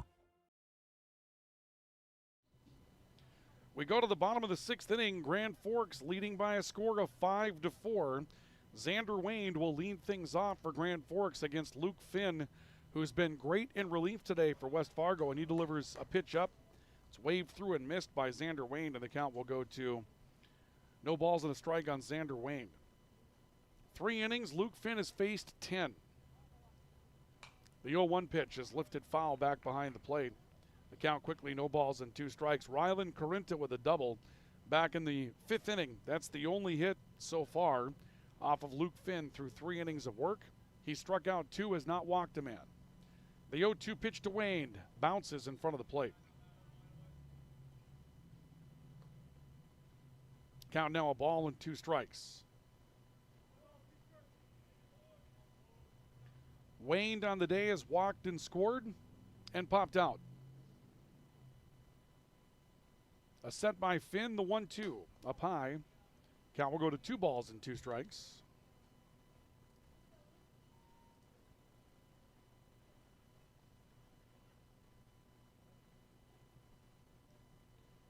Two balls, 2 strikes the count, the 2-2 pitch. Wayne swings and misses on a curveball, strike 3. Ball was not caught, so Camarillo will make the throw down to first base. The out will be 2-3 for out number 1, and Xander Wayne is the 3rd strikeout victim of the day. For Luke Finn.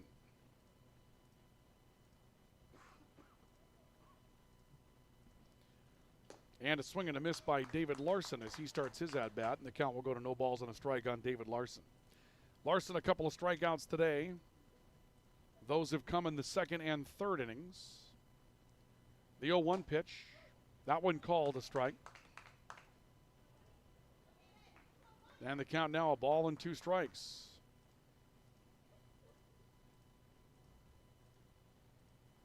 The 0-2 pitch, Larson misses high. Rather, the pitch to Larson misses high from Luke Finn. Count now 1 ball, 2 strikes. And the 1-2 offering, Larson checks his swing. That pitch misses low. They're going to ask for help down at first base. And the ruling is no go.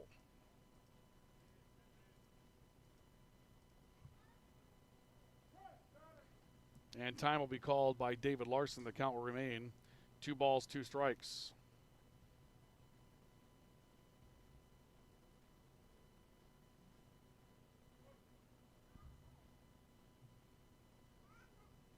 Two and 2 the count. The 2-2 to Larson. Swing and a miss. Got him swinging. Strike 3. Luke Finn has now struck out 4 on the afternoon.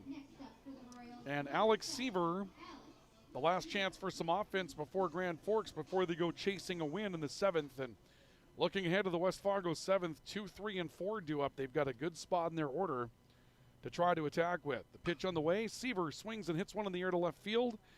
And it's playable for Landon Zink. He'll step up and make the catch. Seaver flies out to left field for out number 3. And now will retire Grand Forks in the home half of the 6th inning. Luke Finn in 4 innings of work has faced just 1 over the minimum today. Grand Forks nothing across. Their half of the 6th will go to the 7th. It's a 1-run game for the Royals. Grand Forks 5 and West Fargo 4. This is our coverage of Legion Baseball on the Rivards Turf and Forage, Grand Trailer Sales Sports Network, and KNOX Live Sports. Ready to launch your future? At Northland Community and Technical College, opportunity starts here. Train for high-demand technical and skilled trades or start with an affordable Associates of Arts degree and transfer with ease. Visit northlandcollege.edu. The Kubota BX Series, rated #1 in durability and owner experience. Talk to your Kubota dealer to schedule a demo. For expert sales and service, visit Acme Equipment or online at acmekubota.com. The body shop you work with is your choice, so pick the local team with the service you trust. Modern Auto Body in Grand Forks can make it look like the accident never happened. Schedule an appointment for an estimate on our website or give us a call.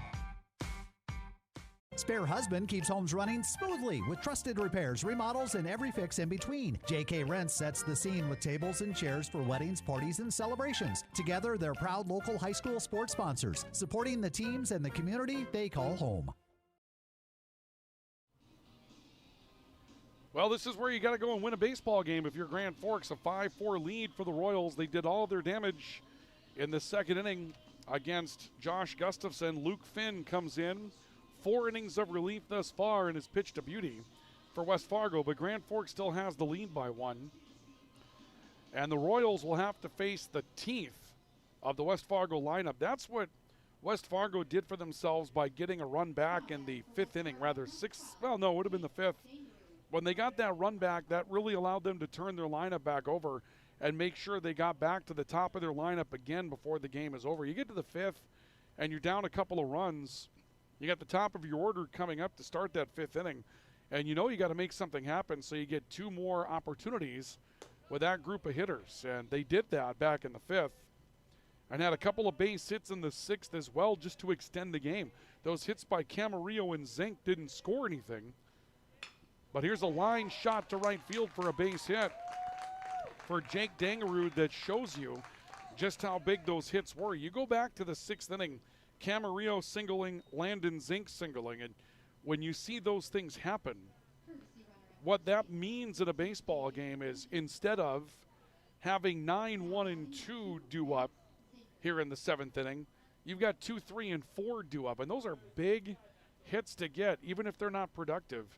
They keep you in a close game and give you options offensively, and now we'll see a runner coming into the game, and this is going to be J.J. McMenemy that will run for Jake Dangerud, and he may be in with the express purpose of swiping a bag here as Xander Wayne sets and fires to Max Zinker high for a ball. The count is a ball and no strikes. McMenemy's been the courtesy runner for Camarillo. He now enters as a straight substitution for Jake Dangerud. The set by Wayne and the runner's going. Swing and a miss and no chance to get a throw out of his hand for David Larson. So the scoring game tying run stands in scoring position as McMenemy stands at second base. Max Zinker, couple of flyouts and a strikeout today. He's 0 for 3. A set by Xander Wayne. And a bunt is shown, laid down back to the pitcher. Wayne's only play is nowhere. Everybody will reach safely. Well, not sure what to tell you on that play. Zinker's going to reach on what I believe is going to be a fielder's choice. Looks like they're going to give him a base hit on that play. So you saw the ball picked up by Xander Wayne. He looked to first base and felt like Matt Dosh was late getting over on the rotation play. So then turned to look for an out at third base. And by the time he had looked at third, there wasn't going to be any time to check down back to first base. I think if Xander hangs in there, there's going to be an out at first, but in the long run, everybody's safe, and now runners at the edges, and Austin O'Lean at the plate for West Fargo. And O'Lean will take a look at a breaking pitch for a strike. So instead of a one-run lead for Grand Forks and an out and a runner at third, it's runners at the corners, and West Fargo not only has the tying run, but the go-ahead run on base here in the 7th. Runner's edge from first and third. O'Lean waiting, the one pitch. Hit high in the air to right field and deep. Back after it is Pribula. He takes a look, heels on the track. He'll reach up and make the catch. Tagging and coming home to score will be Dangerud, and West Fargo ties the baseball game. O'Lean with a sacrifice fly. He'll drive in a run on a fly ball out to right field for out number 1. And Cooper Fuchs will come to the plate. So the lead gone, game tied at 5. And Cooper Fuchs, who's had a busy bat, 2 for 3 today, single, double, stolen base. He scored a pair of runs. He was struck out by Xander Wayne on a big pitch in the 5th to get Wayne out of trouble with a runner in scoring position then that would have tied the game. Move over to first base, that will chase Max Zinker back to the bag. So a new game now. And West Fargo going to be hungry to try to grab the lead back. They led after an inning and a half and have been chasing on the scoreboard since until now. Pitch on the way, swinging a foul tip back to the glove from Fuchs. And the count is no balls and a strike.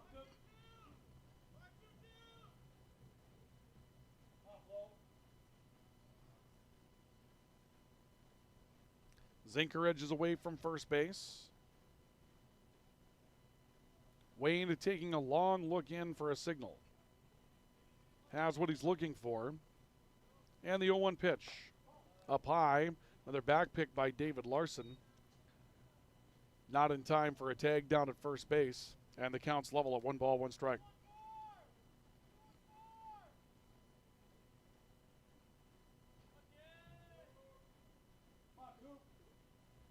One and one the count. A lot of pressure moments here in the 7th inning. Set by Wayne, the 1-1. Runner goes, pitches away, pegged down to second base. Not going to be in time in front of a swipe tag. May not have been able to make the tag. Actually, the ball may have got away. That might have been hanging out in the bag.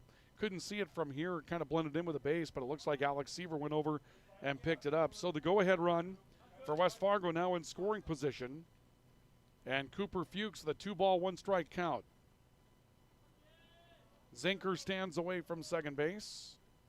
Wayne checks the 2-1 pitch high for ball 3.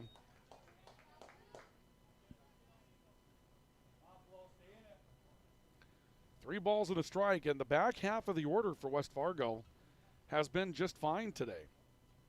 There's 4 base hits for West Fargo, numbers 6 through 9. Here's a swing and a ground ball right side towards second, gloved by Matt Dosh.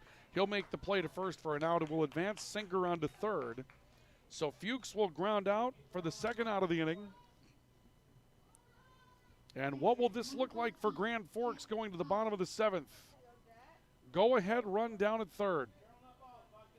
Jet Collins at the plate, 1 for 3, and he's hit the ball hard the last 2 times at the plate for outs. A screamer to center and a screamer over Alex Seaver's head at short that Seaver was able to leap up and make a catch on. Pitch on the way to Collins is a strike at the belt.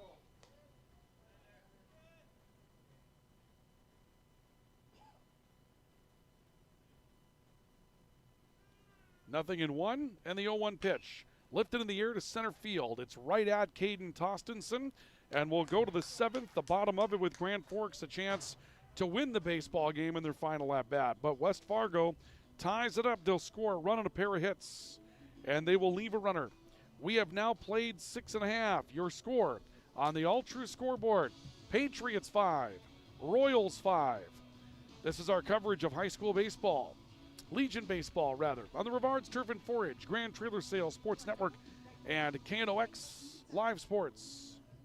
Open all year round to the public, Eagles Crest offers space for holiday parties and family get-togethers. And of course, daily specials, appetizers, and all your favorites, including Sunday brunch buffets. Come in for the view and delicious meals at Eagles Crest Grill.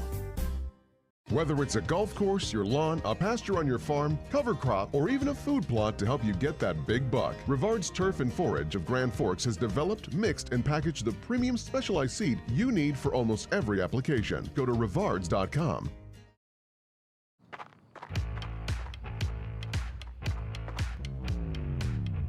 When you're in pain, you need more than just a doctor.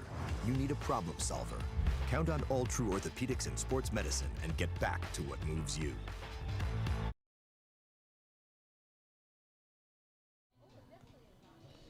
We will go to the bottom of the 7th. Grand Forks and West Fargo tied at 5. Grand Forks scored 5 runs in the bottom of the 2nd inning, but West Fargo with singles in the 3rd, 4th, 5th, and now the top of the 7th. They've tied it up. It'll be Matt Dosh, number 8, number 9, Leighton Pribula, and back to the top of the order, Caden Tostenson due up to face Luke Finn, who will go into inning number 5 of relief work and is now the pitcher of record for West Fargo. He delivers a curveball away on Matt Dosh, and the count is no balls and a strike. Rather, a ball and no strikes on Dosh. Dosh ready, the 1-0 from Finn. Breaking pitch stays high.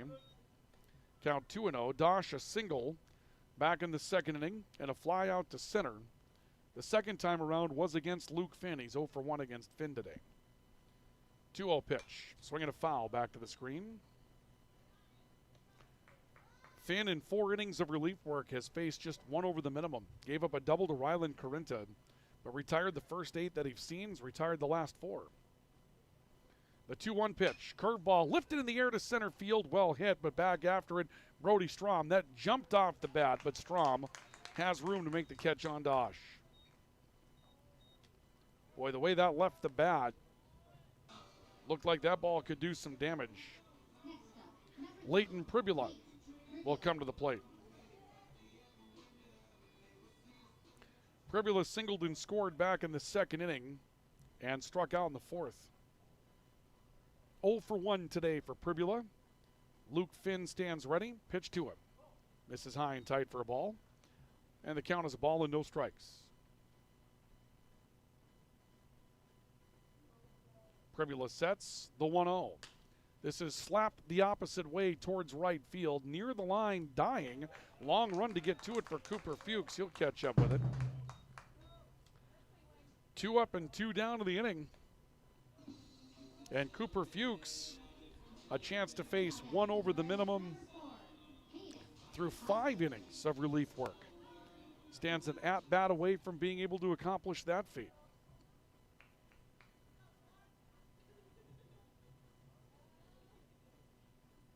Pitch on the way to Fuchs. Breaking pitch, misses inside. Nope, caught the inside corner rather for a strike.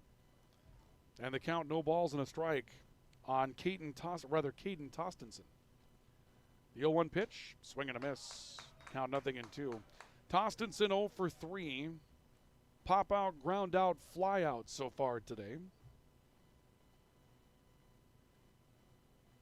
A set by Finn.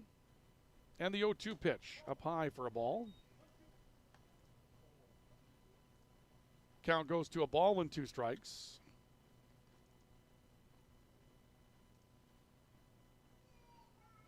And the 1-2 offering, slapped up the middle, backhanded at second base by Medina, but he can't handle the baseball, and Tostenson will be aboard.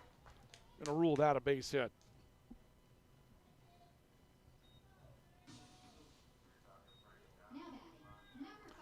That one up the middle and headed that way, and that was just a nice play by Brody Medina to get over and pull that one in, but had to slide on a knee to get to it. I don't think there's a chance that Medina's going to be able to make a good play on Caden Tostenson to get him out. So infield single, that is the 5th hit of the game for Grand Forks.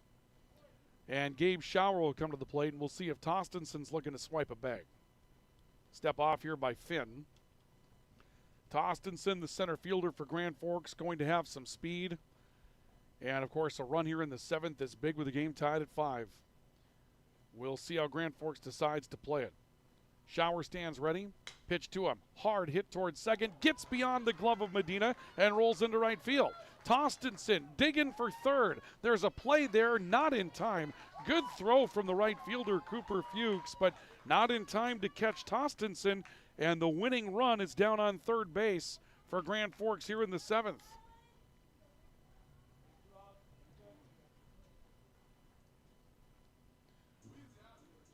This will bring Coach Rowe out of the West Fargo dugout to have a conversation with Luke Finn, who was sparkling through 4 2/3 innings of relief. He had faced one over the minimum and has given up back-to-back hits to Caden Tostenson on a ground ball infield hit, and Gabe Schauer with a ball that gets past Medina's glove at second base. Rylan Carinta due up. Jordan Rowe right now seems to be having a conversation with his infield just to be aware of any sort of tomfoolery here, delayed double steal, something like that, but it doesn't look like there was any thought whatsoever about making a move at the pitcher's position. So runners at the edges for Grand Forks in the bottom of the 7th inning. Tied at 5. Grand Forks trying to win this in walk-off fashion, and Carinta doubled his last time up. The pitch to him. Carinta swings and hits it foul off the helmet of Ryan Camarillo, the catcher. 0-1 on Rylan Carinta. Strikeout in the first, ground out in the second, doubled in the 5th inning. Tostenson from third, the run that matters. Schauer away from first, the 0-1 pitch, and Carinta swings and fouls it off, and the count 0-2.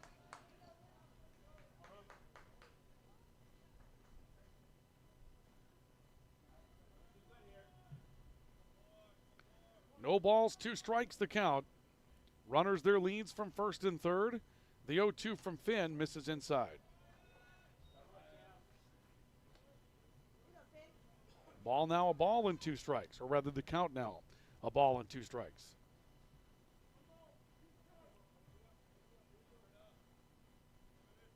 Tostenson from third, Schauer from first. Luke Finn sets, delivers to Carinta. Carinta swings and misses, strike 3, and Grand Forks' rally done up. Here in the 7th inning, the winning runs will be stranded on first and on third. Carinta will strike out. Grand Forks, no runs, 2 hits. They leave 2. We've played 7. Free baseball tonight here at Kraft Field. We'll go to the 8th. Your score, the Patriots 5 and the Royals 5. This is our coverage of Legion Baseball on the Rivards Turf and Forage, Grand Trailer Sales Sports Network, and KNOX Live Sports. Signature Graphics in East Grand Forks is your one-stop shop for all your branding and design needs. From embroidery, vinyl wrapping, laser print, and more, fully customized from start to finish, all in-house. Signature Graphics. We craft your vision. You watch it come to life.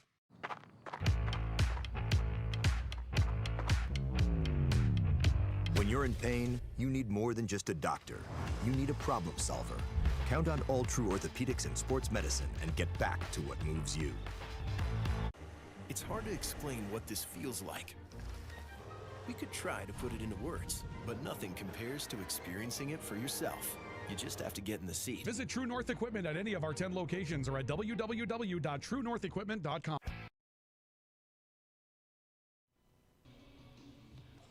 We'll go to the 8th. Your score after 7, 5-5 between Grand Forks and West Fargo. Xander Wayne will be relieved here in the 7th inning. Ryan Reichow will come in to pitch for Grand Forks. Xander will leave with a no decision tonight. And I believe that Wayne is moved to first base. We'll go ahead and try to pencil in some of these changes. Xander Wayne will play over at first base now. I believe I see Matt Dosh playing at third. Nope, that is not Dosh at third. That is Gabe Schauer at third. So that will complete the changes for Grand Forks. Ryan Reichow will go from third to pitch. Gabe Schauer will go from first to third. And Xander Wayne will go from the pitcher's position to first base. So no decision for Xander Wayne today despite a quality outing. Gave up an unearned run back in the second. And that right now is the difference between a win and a no decision.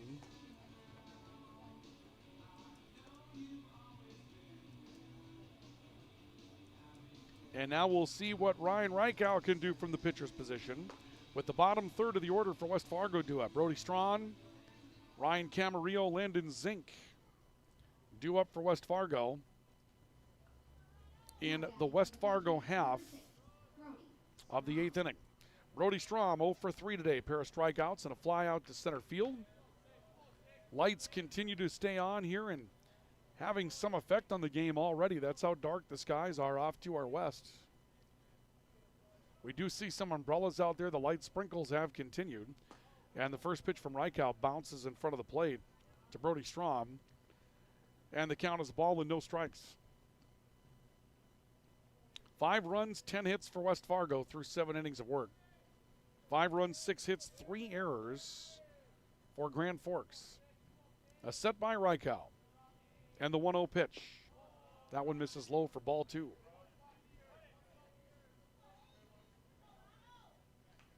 Well, I believe the last time that my colleague Sam Jensen was here along with Alex Carminati, game 1 of the doubleheader went 10 innings that night. Turned out to be a late night getting out of here. The 2-0 pitch. Bunt is shown, withdrawn. Pitch called a strike. And the count's now 2 balls and a strike on Brody Strom. Strom struck out in the 2nd, struck out in the 4th, flew out in the 6th. He bats for the 4th time here in the 8th inning. 2-1 pitch, hit foul, capped, back to the screen. And the count now 2-2.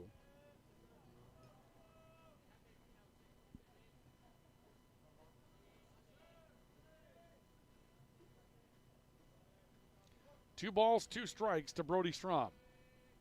Reichow sets the 2-2 pitch. Missed away, ball 3. Xander Wayne, the book out on him.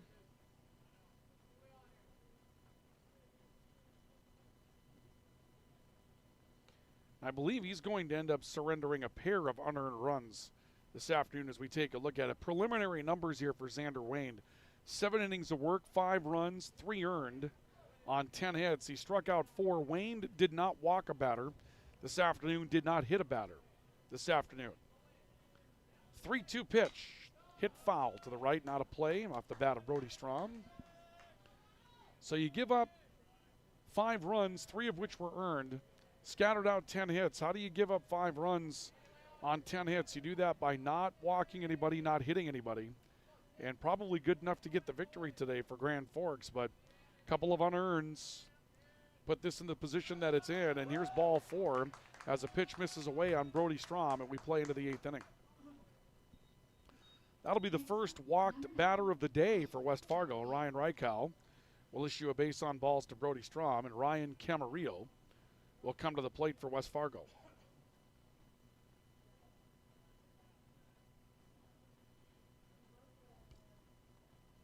So Camarillo stands in.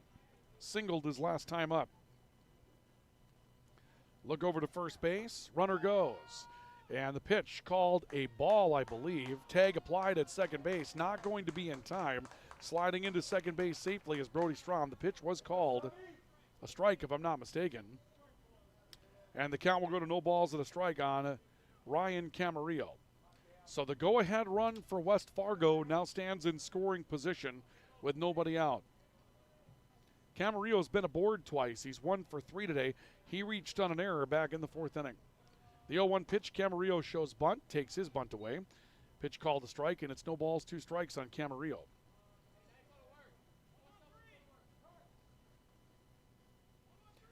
I'm not 100% sure why Camarillo would square in that scenario. If you're not going to bunt, I mean, that's a perfect pitch to bunt. So if you're not going to lay one down and you're batting for yourself at that point, you would think maybe you keep the bat on the shoulder and take a look at a pitch, but he may have been taking all the way and decided to square around just to kind of give a different look to the pitcher. No balls, 2 strikes. Strom away from second. Reichow checks back at second base. The 0-2 to Camarillo gets away. Squirts back to the screen. Moving up will be Strom. He stands at third.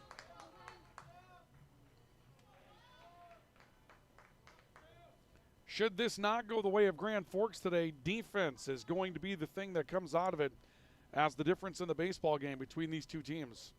West Fargo has not made an error Grand Forks has probably pitched a better game, not walking anybody until the 8th. The 1-2 pitch.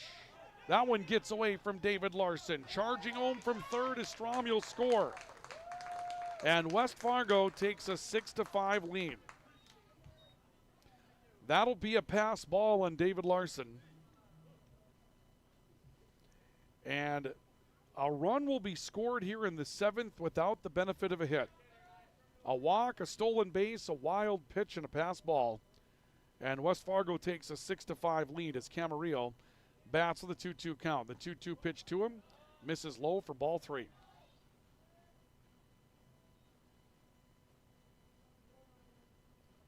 Three balls, 2 strikes. Payoff pitch. Hammered to left field for a base hit. Camarillo stands aboard at first base with a single for West Fargo.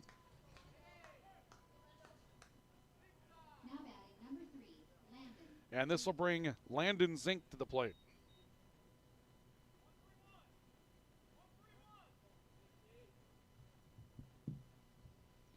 So West Fargo with a run in to take the lead. And now they would like some insurance if they can find it. Single runs for West Fargo in the 2nd, 3rd, 4th, 5th, 7th, and now 1 so far in the 8th. Landon Zink stands at the plate. He singled back in the 6th. And bunt is shown. He'll lay it down at the first base line. He may reach. A charge at third base by Schauer. He's not going to make it. Everybody safe. Schauer charging hard down the third base line, but that is just a perfect bunt executed by Landon Zink. And the first 3 reach consecutively in the 8th inning as Brody Medina will come back to the plate.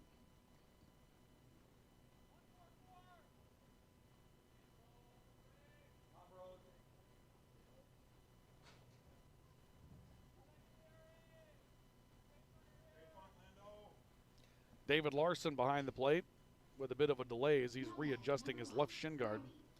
And now Brody Medina will come to the plate. Medina grounded out to short his last time up. That was back in the 6th. 6-5 lead for West Fargo in the 8th inning. And the pitch on the way from Reichow. Bunt is shown. That one gets away. Not sure if that's going to be wild pitch or pass ball, but nonetheless, 2 runners will advance. And it's a real struggle to know what happened there. The batter squares to bunt, and it looked as though David Larson and Ryan Reichow were crossed up as to where that pitch was supposed to go because it didn't end up near the glove. So runners now at 2nd and 3rd for West Fargo as they try to pile some things on here in the 8th. Grand Forks will bring the infield in, looking for a play at the plate. The 1-0 to Medina. Fastball called a strike. And a count, a ball and a strike on Brody Medina. The 1-1 pitch missed away for a ball. Count goes to 2 balls and a strike. Medina, ground ball out in the 1st. Flew out in the 3rd, reached on an error and scored in the 5th. And then it grounded out in the 6th. 2-1 pitch, nubbed towards 3rd, but foul. Well, I'm going to have to revise the run total here for Xander Wayne. The run in the 2nd would have been unearned. The run in the 4th would have been unearned. And the run in the 5th would have been unearned. So 3 unearned runs today for West Fargo through the first 7 innings. 2-2 pitch, hit foul back to the screen.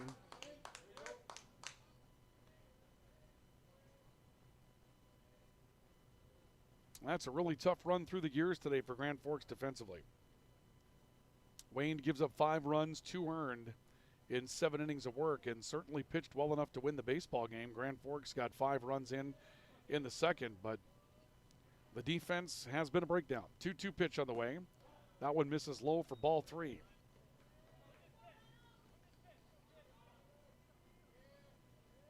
Runners at 2nd and 3rd, 1 in for West Fargo. It's a 6-5 game. And still nobody out in the inning. 3-2. Lifted to shallow left field. Long run coming in for Carinta. He'll make the catch on the run. Throws the ball back into the infield. No chance to make the play on the runner at the plate.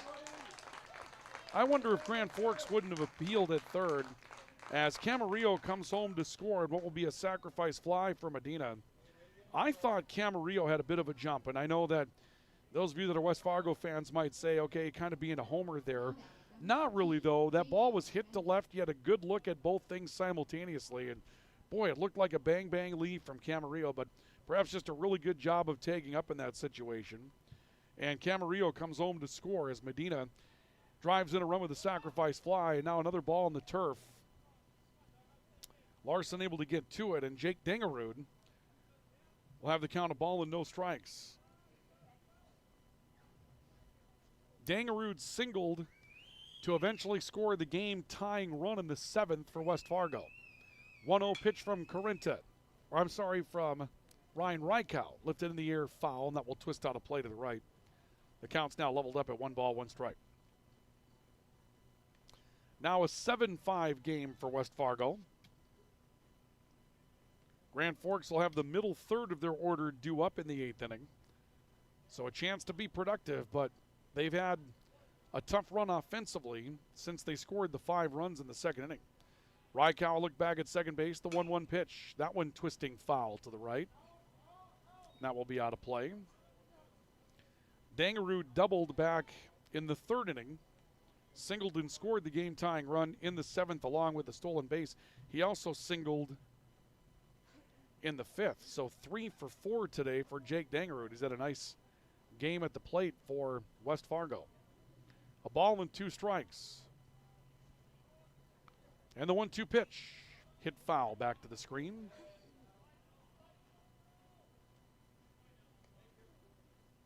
Count remains 1-2.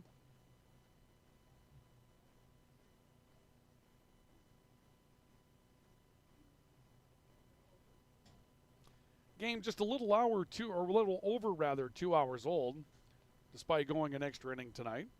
Still played with some pretty good pace. A look back at second base, at least till lately. Rykow delivers 1-2. This one hit in the air right side. That will also twist out a play.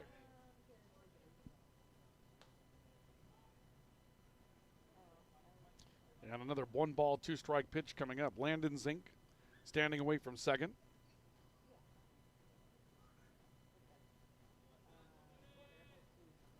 Rykow takes a look in. Look back at second base. The 1-2 swung on and missed. Strike 3, and that will be the second out of the inning. First strikeout today for Ryan Rykow. And Dangerud 3 for 5 now in the afternoon. As Max Zinker will come to the plate for West Fargo.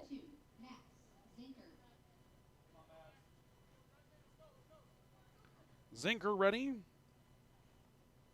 0 for 4, I believe, officially today. He swings and flares one out to shallow right center field. He'll have a base hit here. A turnaround third, and coming to the plate is Landon Zink.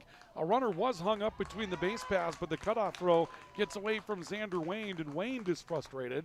He's looking out at right field, and Leighton Privula talking about the cutoff, or rather the relay throw into the infield. And another run comes home to score to make it an 8-5 game for West Fargo as Zinker comes up with a single.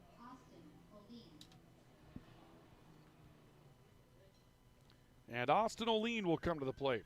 Oline drove in the game-tying run with a sacrifice fly back in the 7th inning. 0 for 3 on the day, reached on a fielder's choice. But the sac fly drove in the game-tying run and has given West Fargo a chance. And they've made good with 3 here in the top of the 8th. And the pitch to Oline called a strike outer half.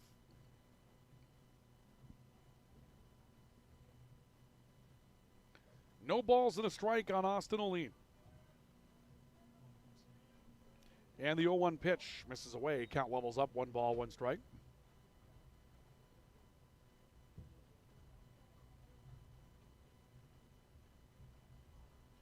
A look back at second base by Rykow. The 1-1 lifted in the air, foul, twisting left side. That one will give a good look by Schauer, but he'll end up watching it go out of play. And the count is 1-2.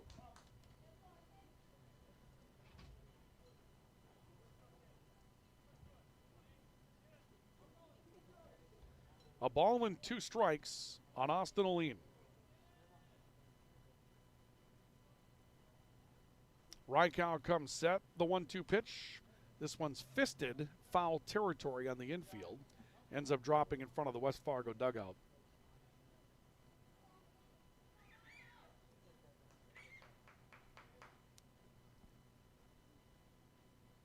Still 1 ball, 2 strikes to Austin Oline.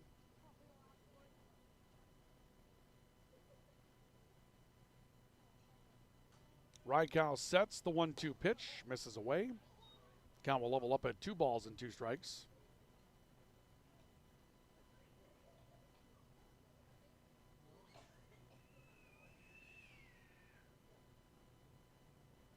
And the 2-2 pitch. That one hit foul back to the screen. And the count remains a ball and 2 strikes. Good battle going on once again here between pitcher and batter. Rain coming down a little bit more heavily now here at Kraft Field. You can hear it in the background. 2-2 pitch. That one flared foul to the left. You know they're going to want to get this one in tonight, being this deep in the game, but the way it's raining right now, I would have real doubts about the playability of Game 2 of the doubleheader. They might be waiting out this rain to see if it passes over, and not sure if it's going to do that or not. A set by Rykow. A look back at second base. The 2-2 pitch.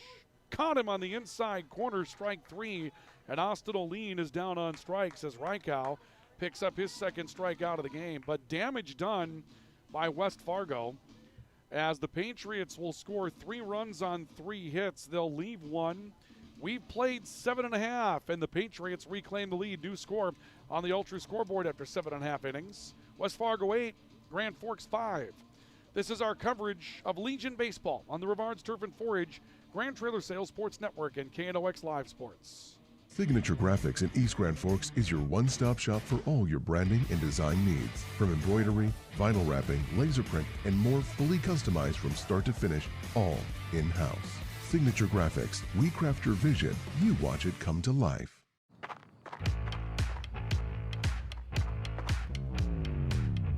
When you're in pain, you need more than just a doctor. You need a problem solver. Count on All True Orthopedics and Sports Medicine and get back to what moves you. It's hard to explain what this feels like. We could try to put it into words, but nothing compares to experiencing it for yourself.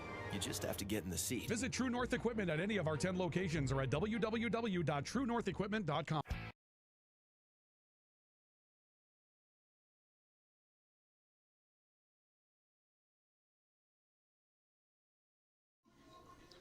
We head to the bottom of the 8th inning. West Fargo looking for a come-from-behind victory today. They lead by a score of 8-5. West Fargo was down 5-1 after 2 innings of work. They gave up 5 runs in the second.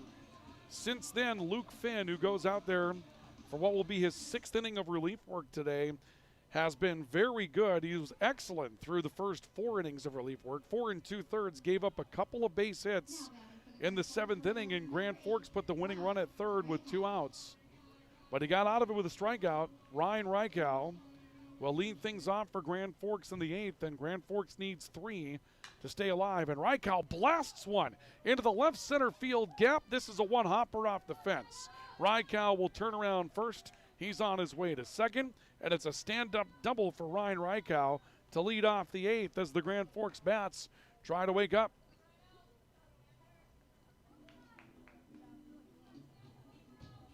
Rykow just unloaded on that pitch and sent it out into right center field, and now West Fargo, who's already made a pitching change in the game, will have to start thinking about their pitching hand. The last 4 men to come to the plate are 3 for 4 in that sequence.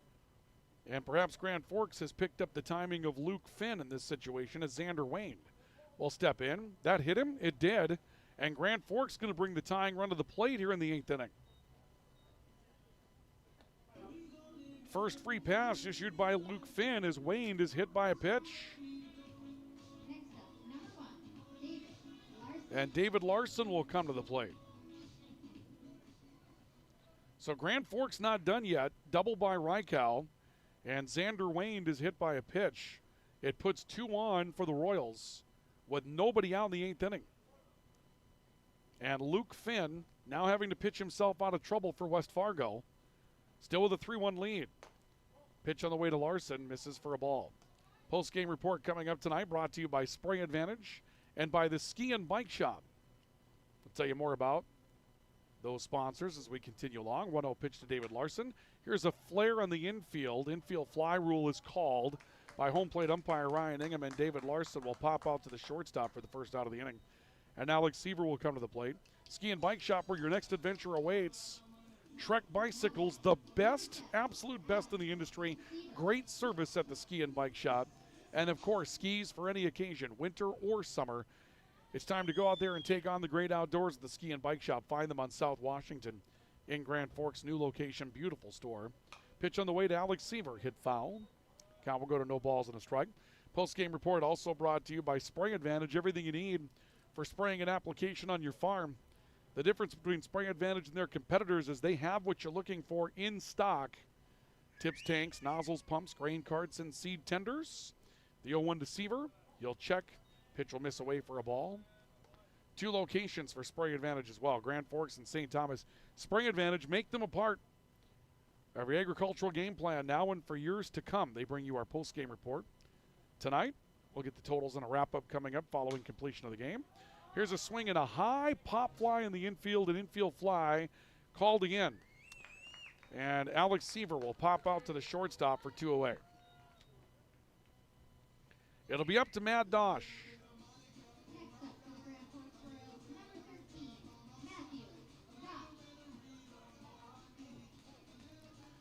Dosh to the plate, a single and a run scored back in the second. He's 1 for 3 this afternoon. 2 aboard, 2 outs. Grand Forks trailing by 3.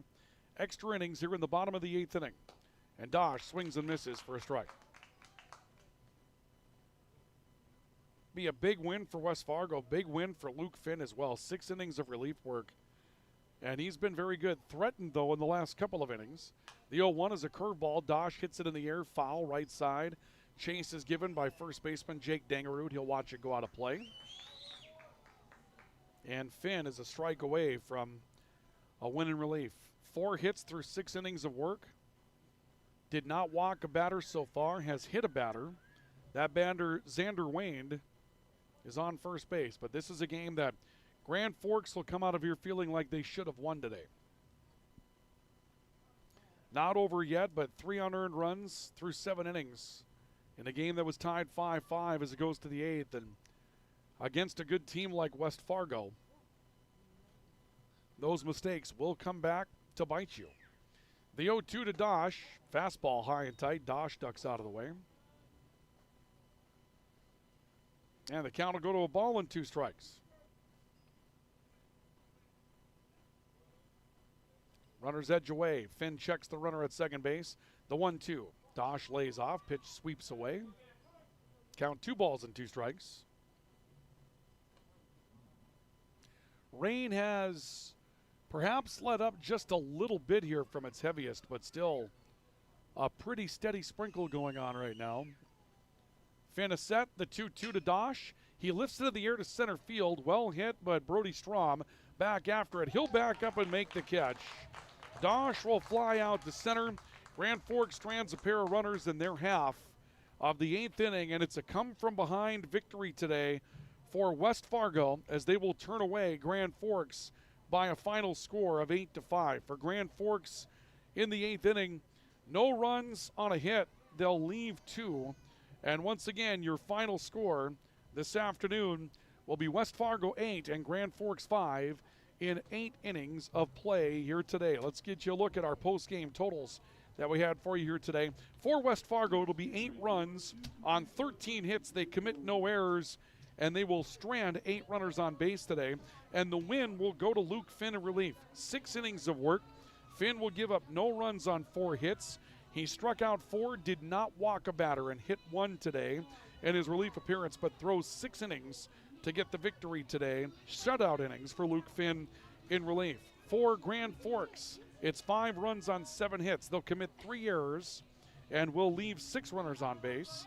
And the loss today will be taken by Ryan Reichow, who pitches an inning today, gives up 3 runs. All of them will be earned on 3 base hits. Reichow struck out 2 and walked 1.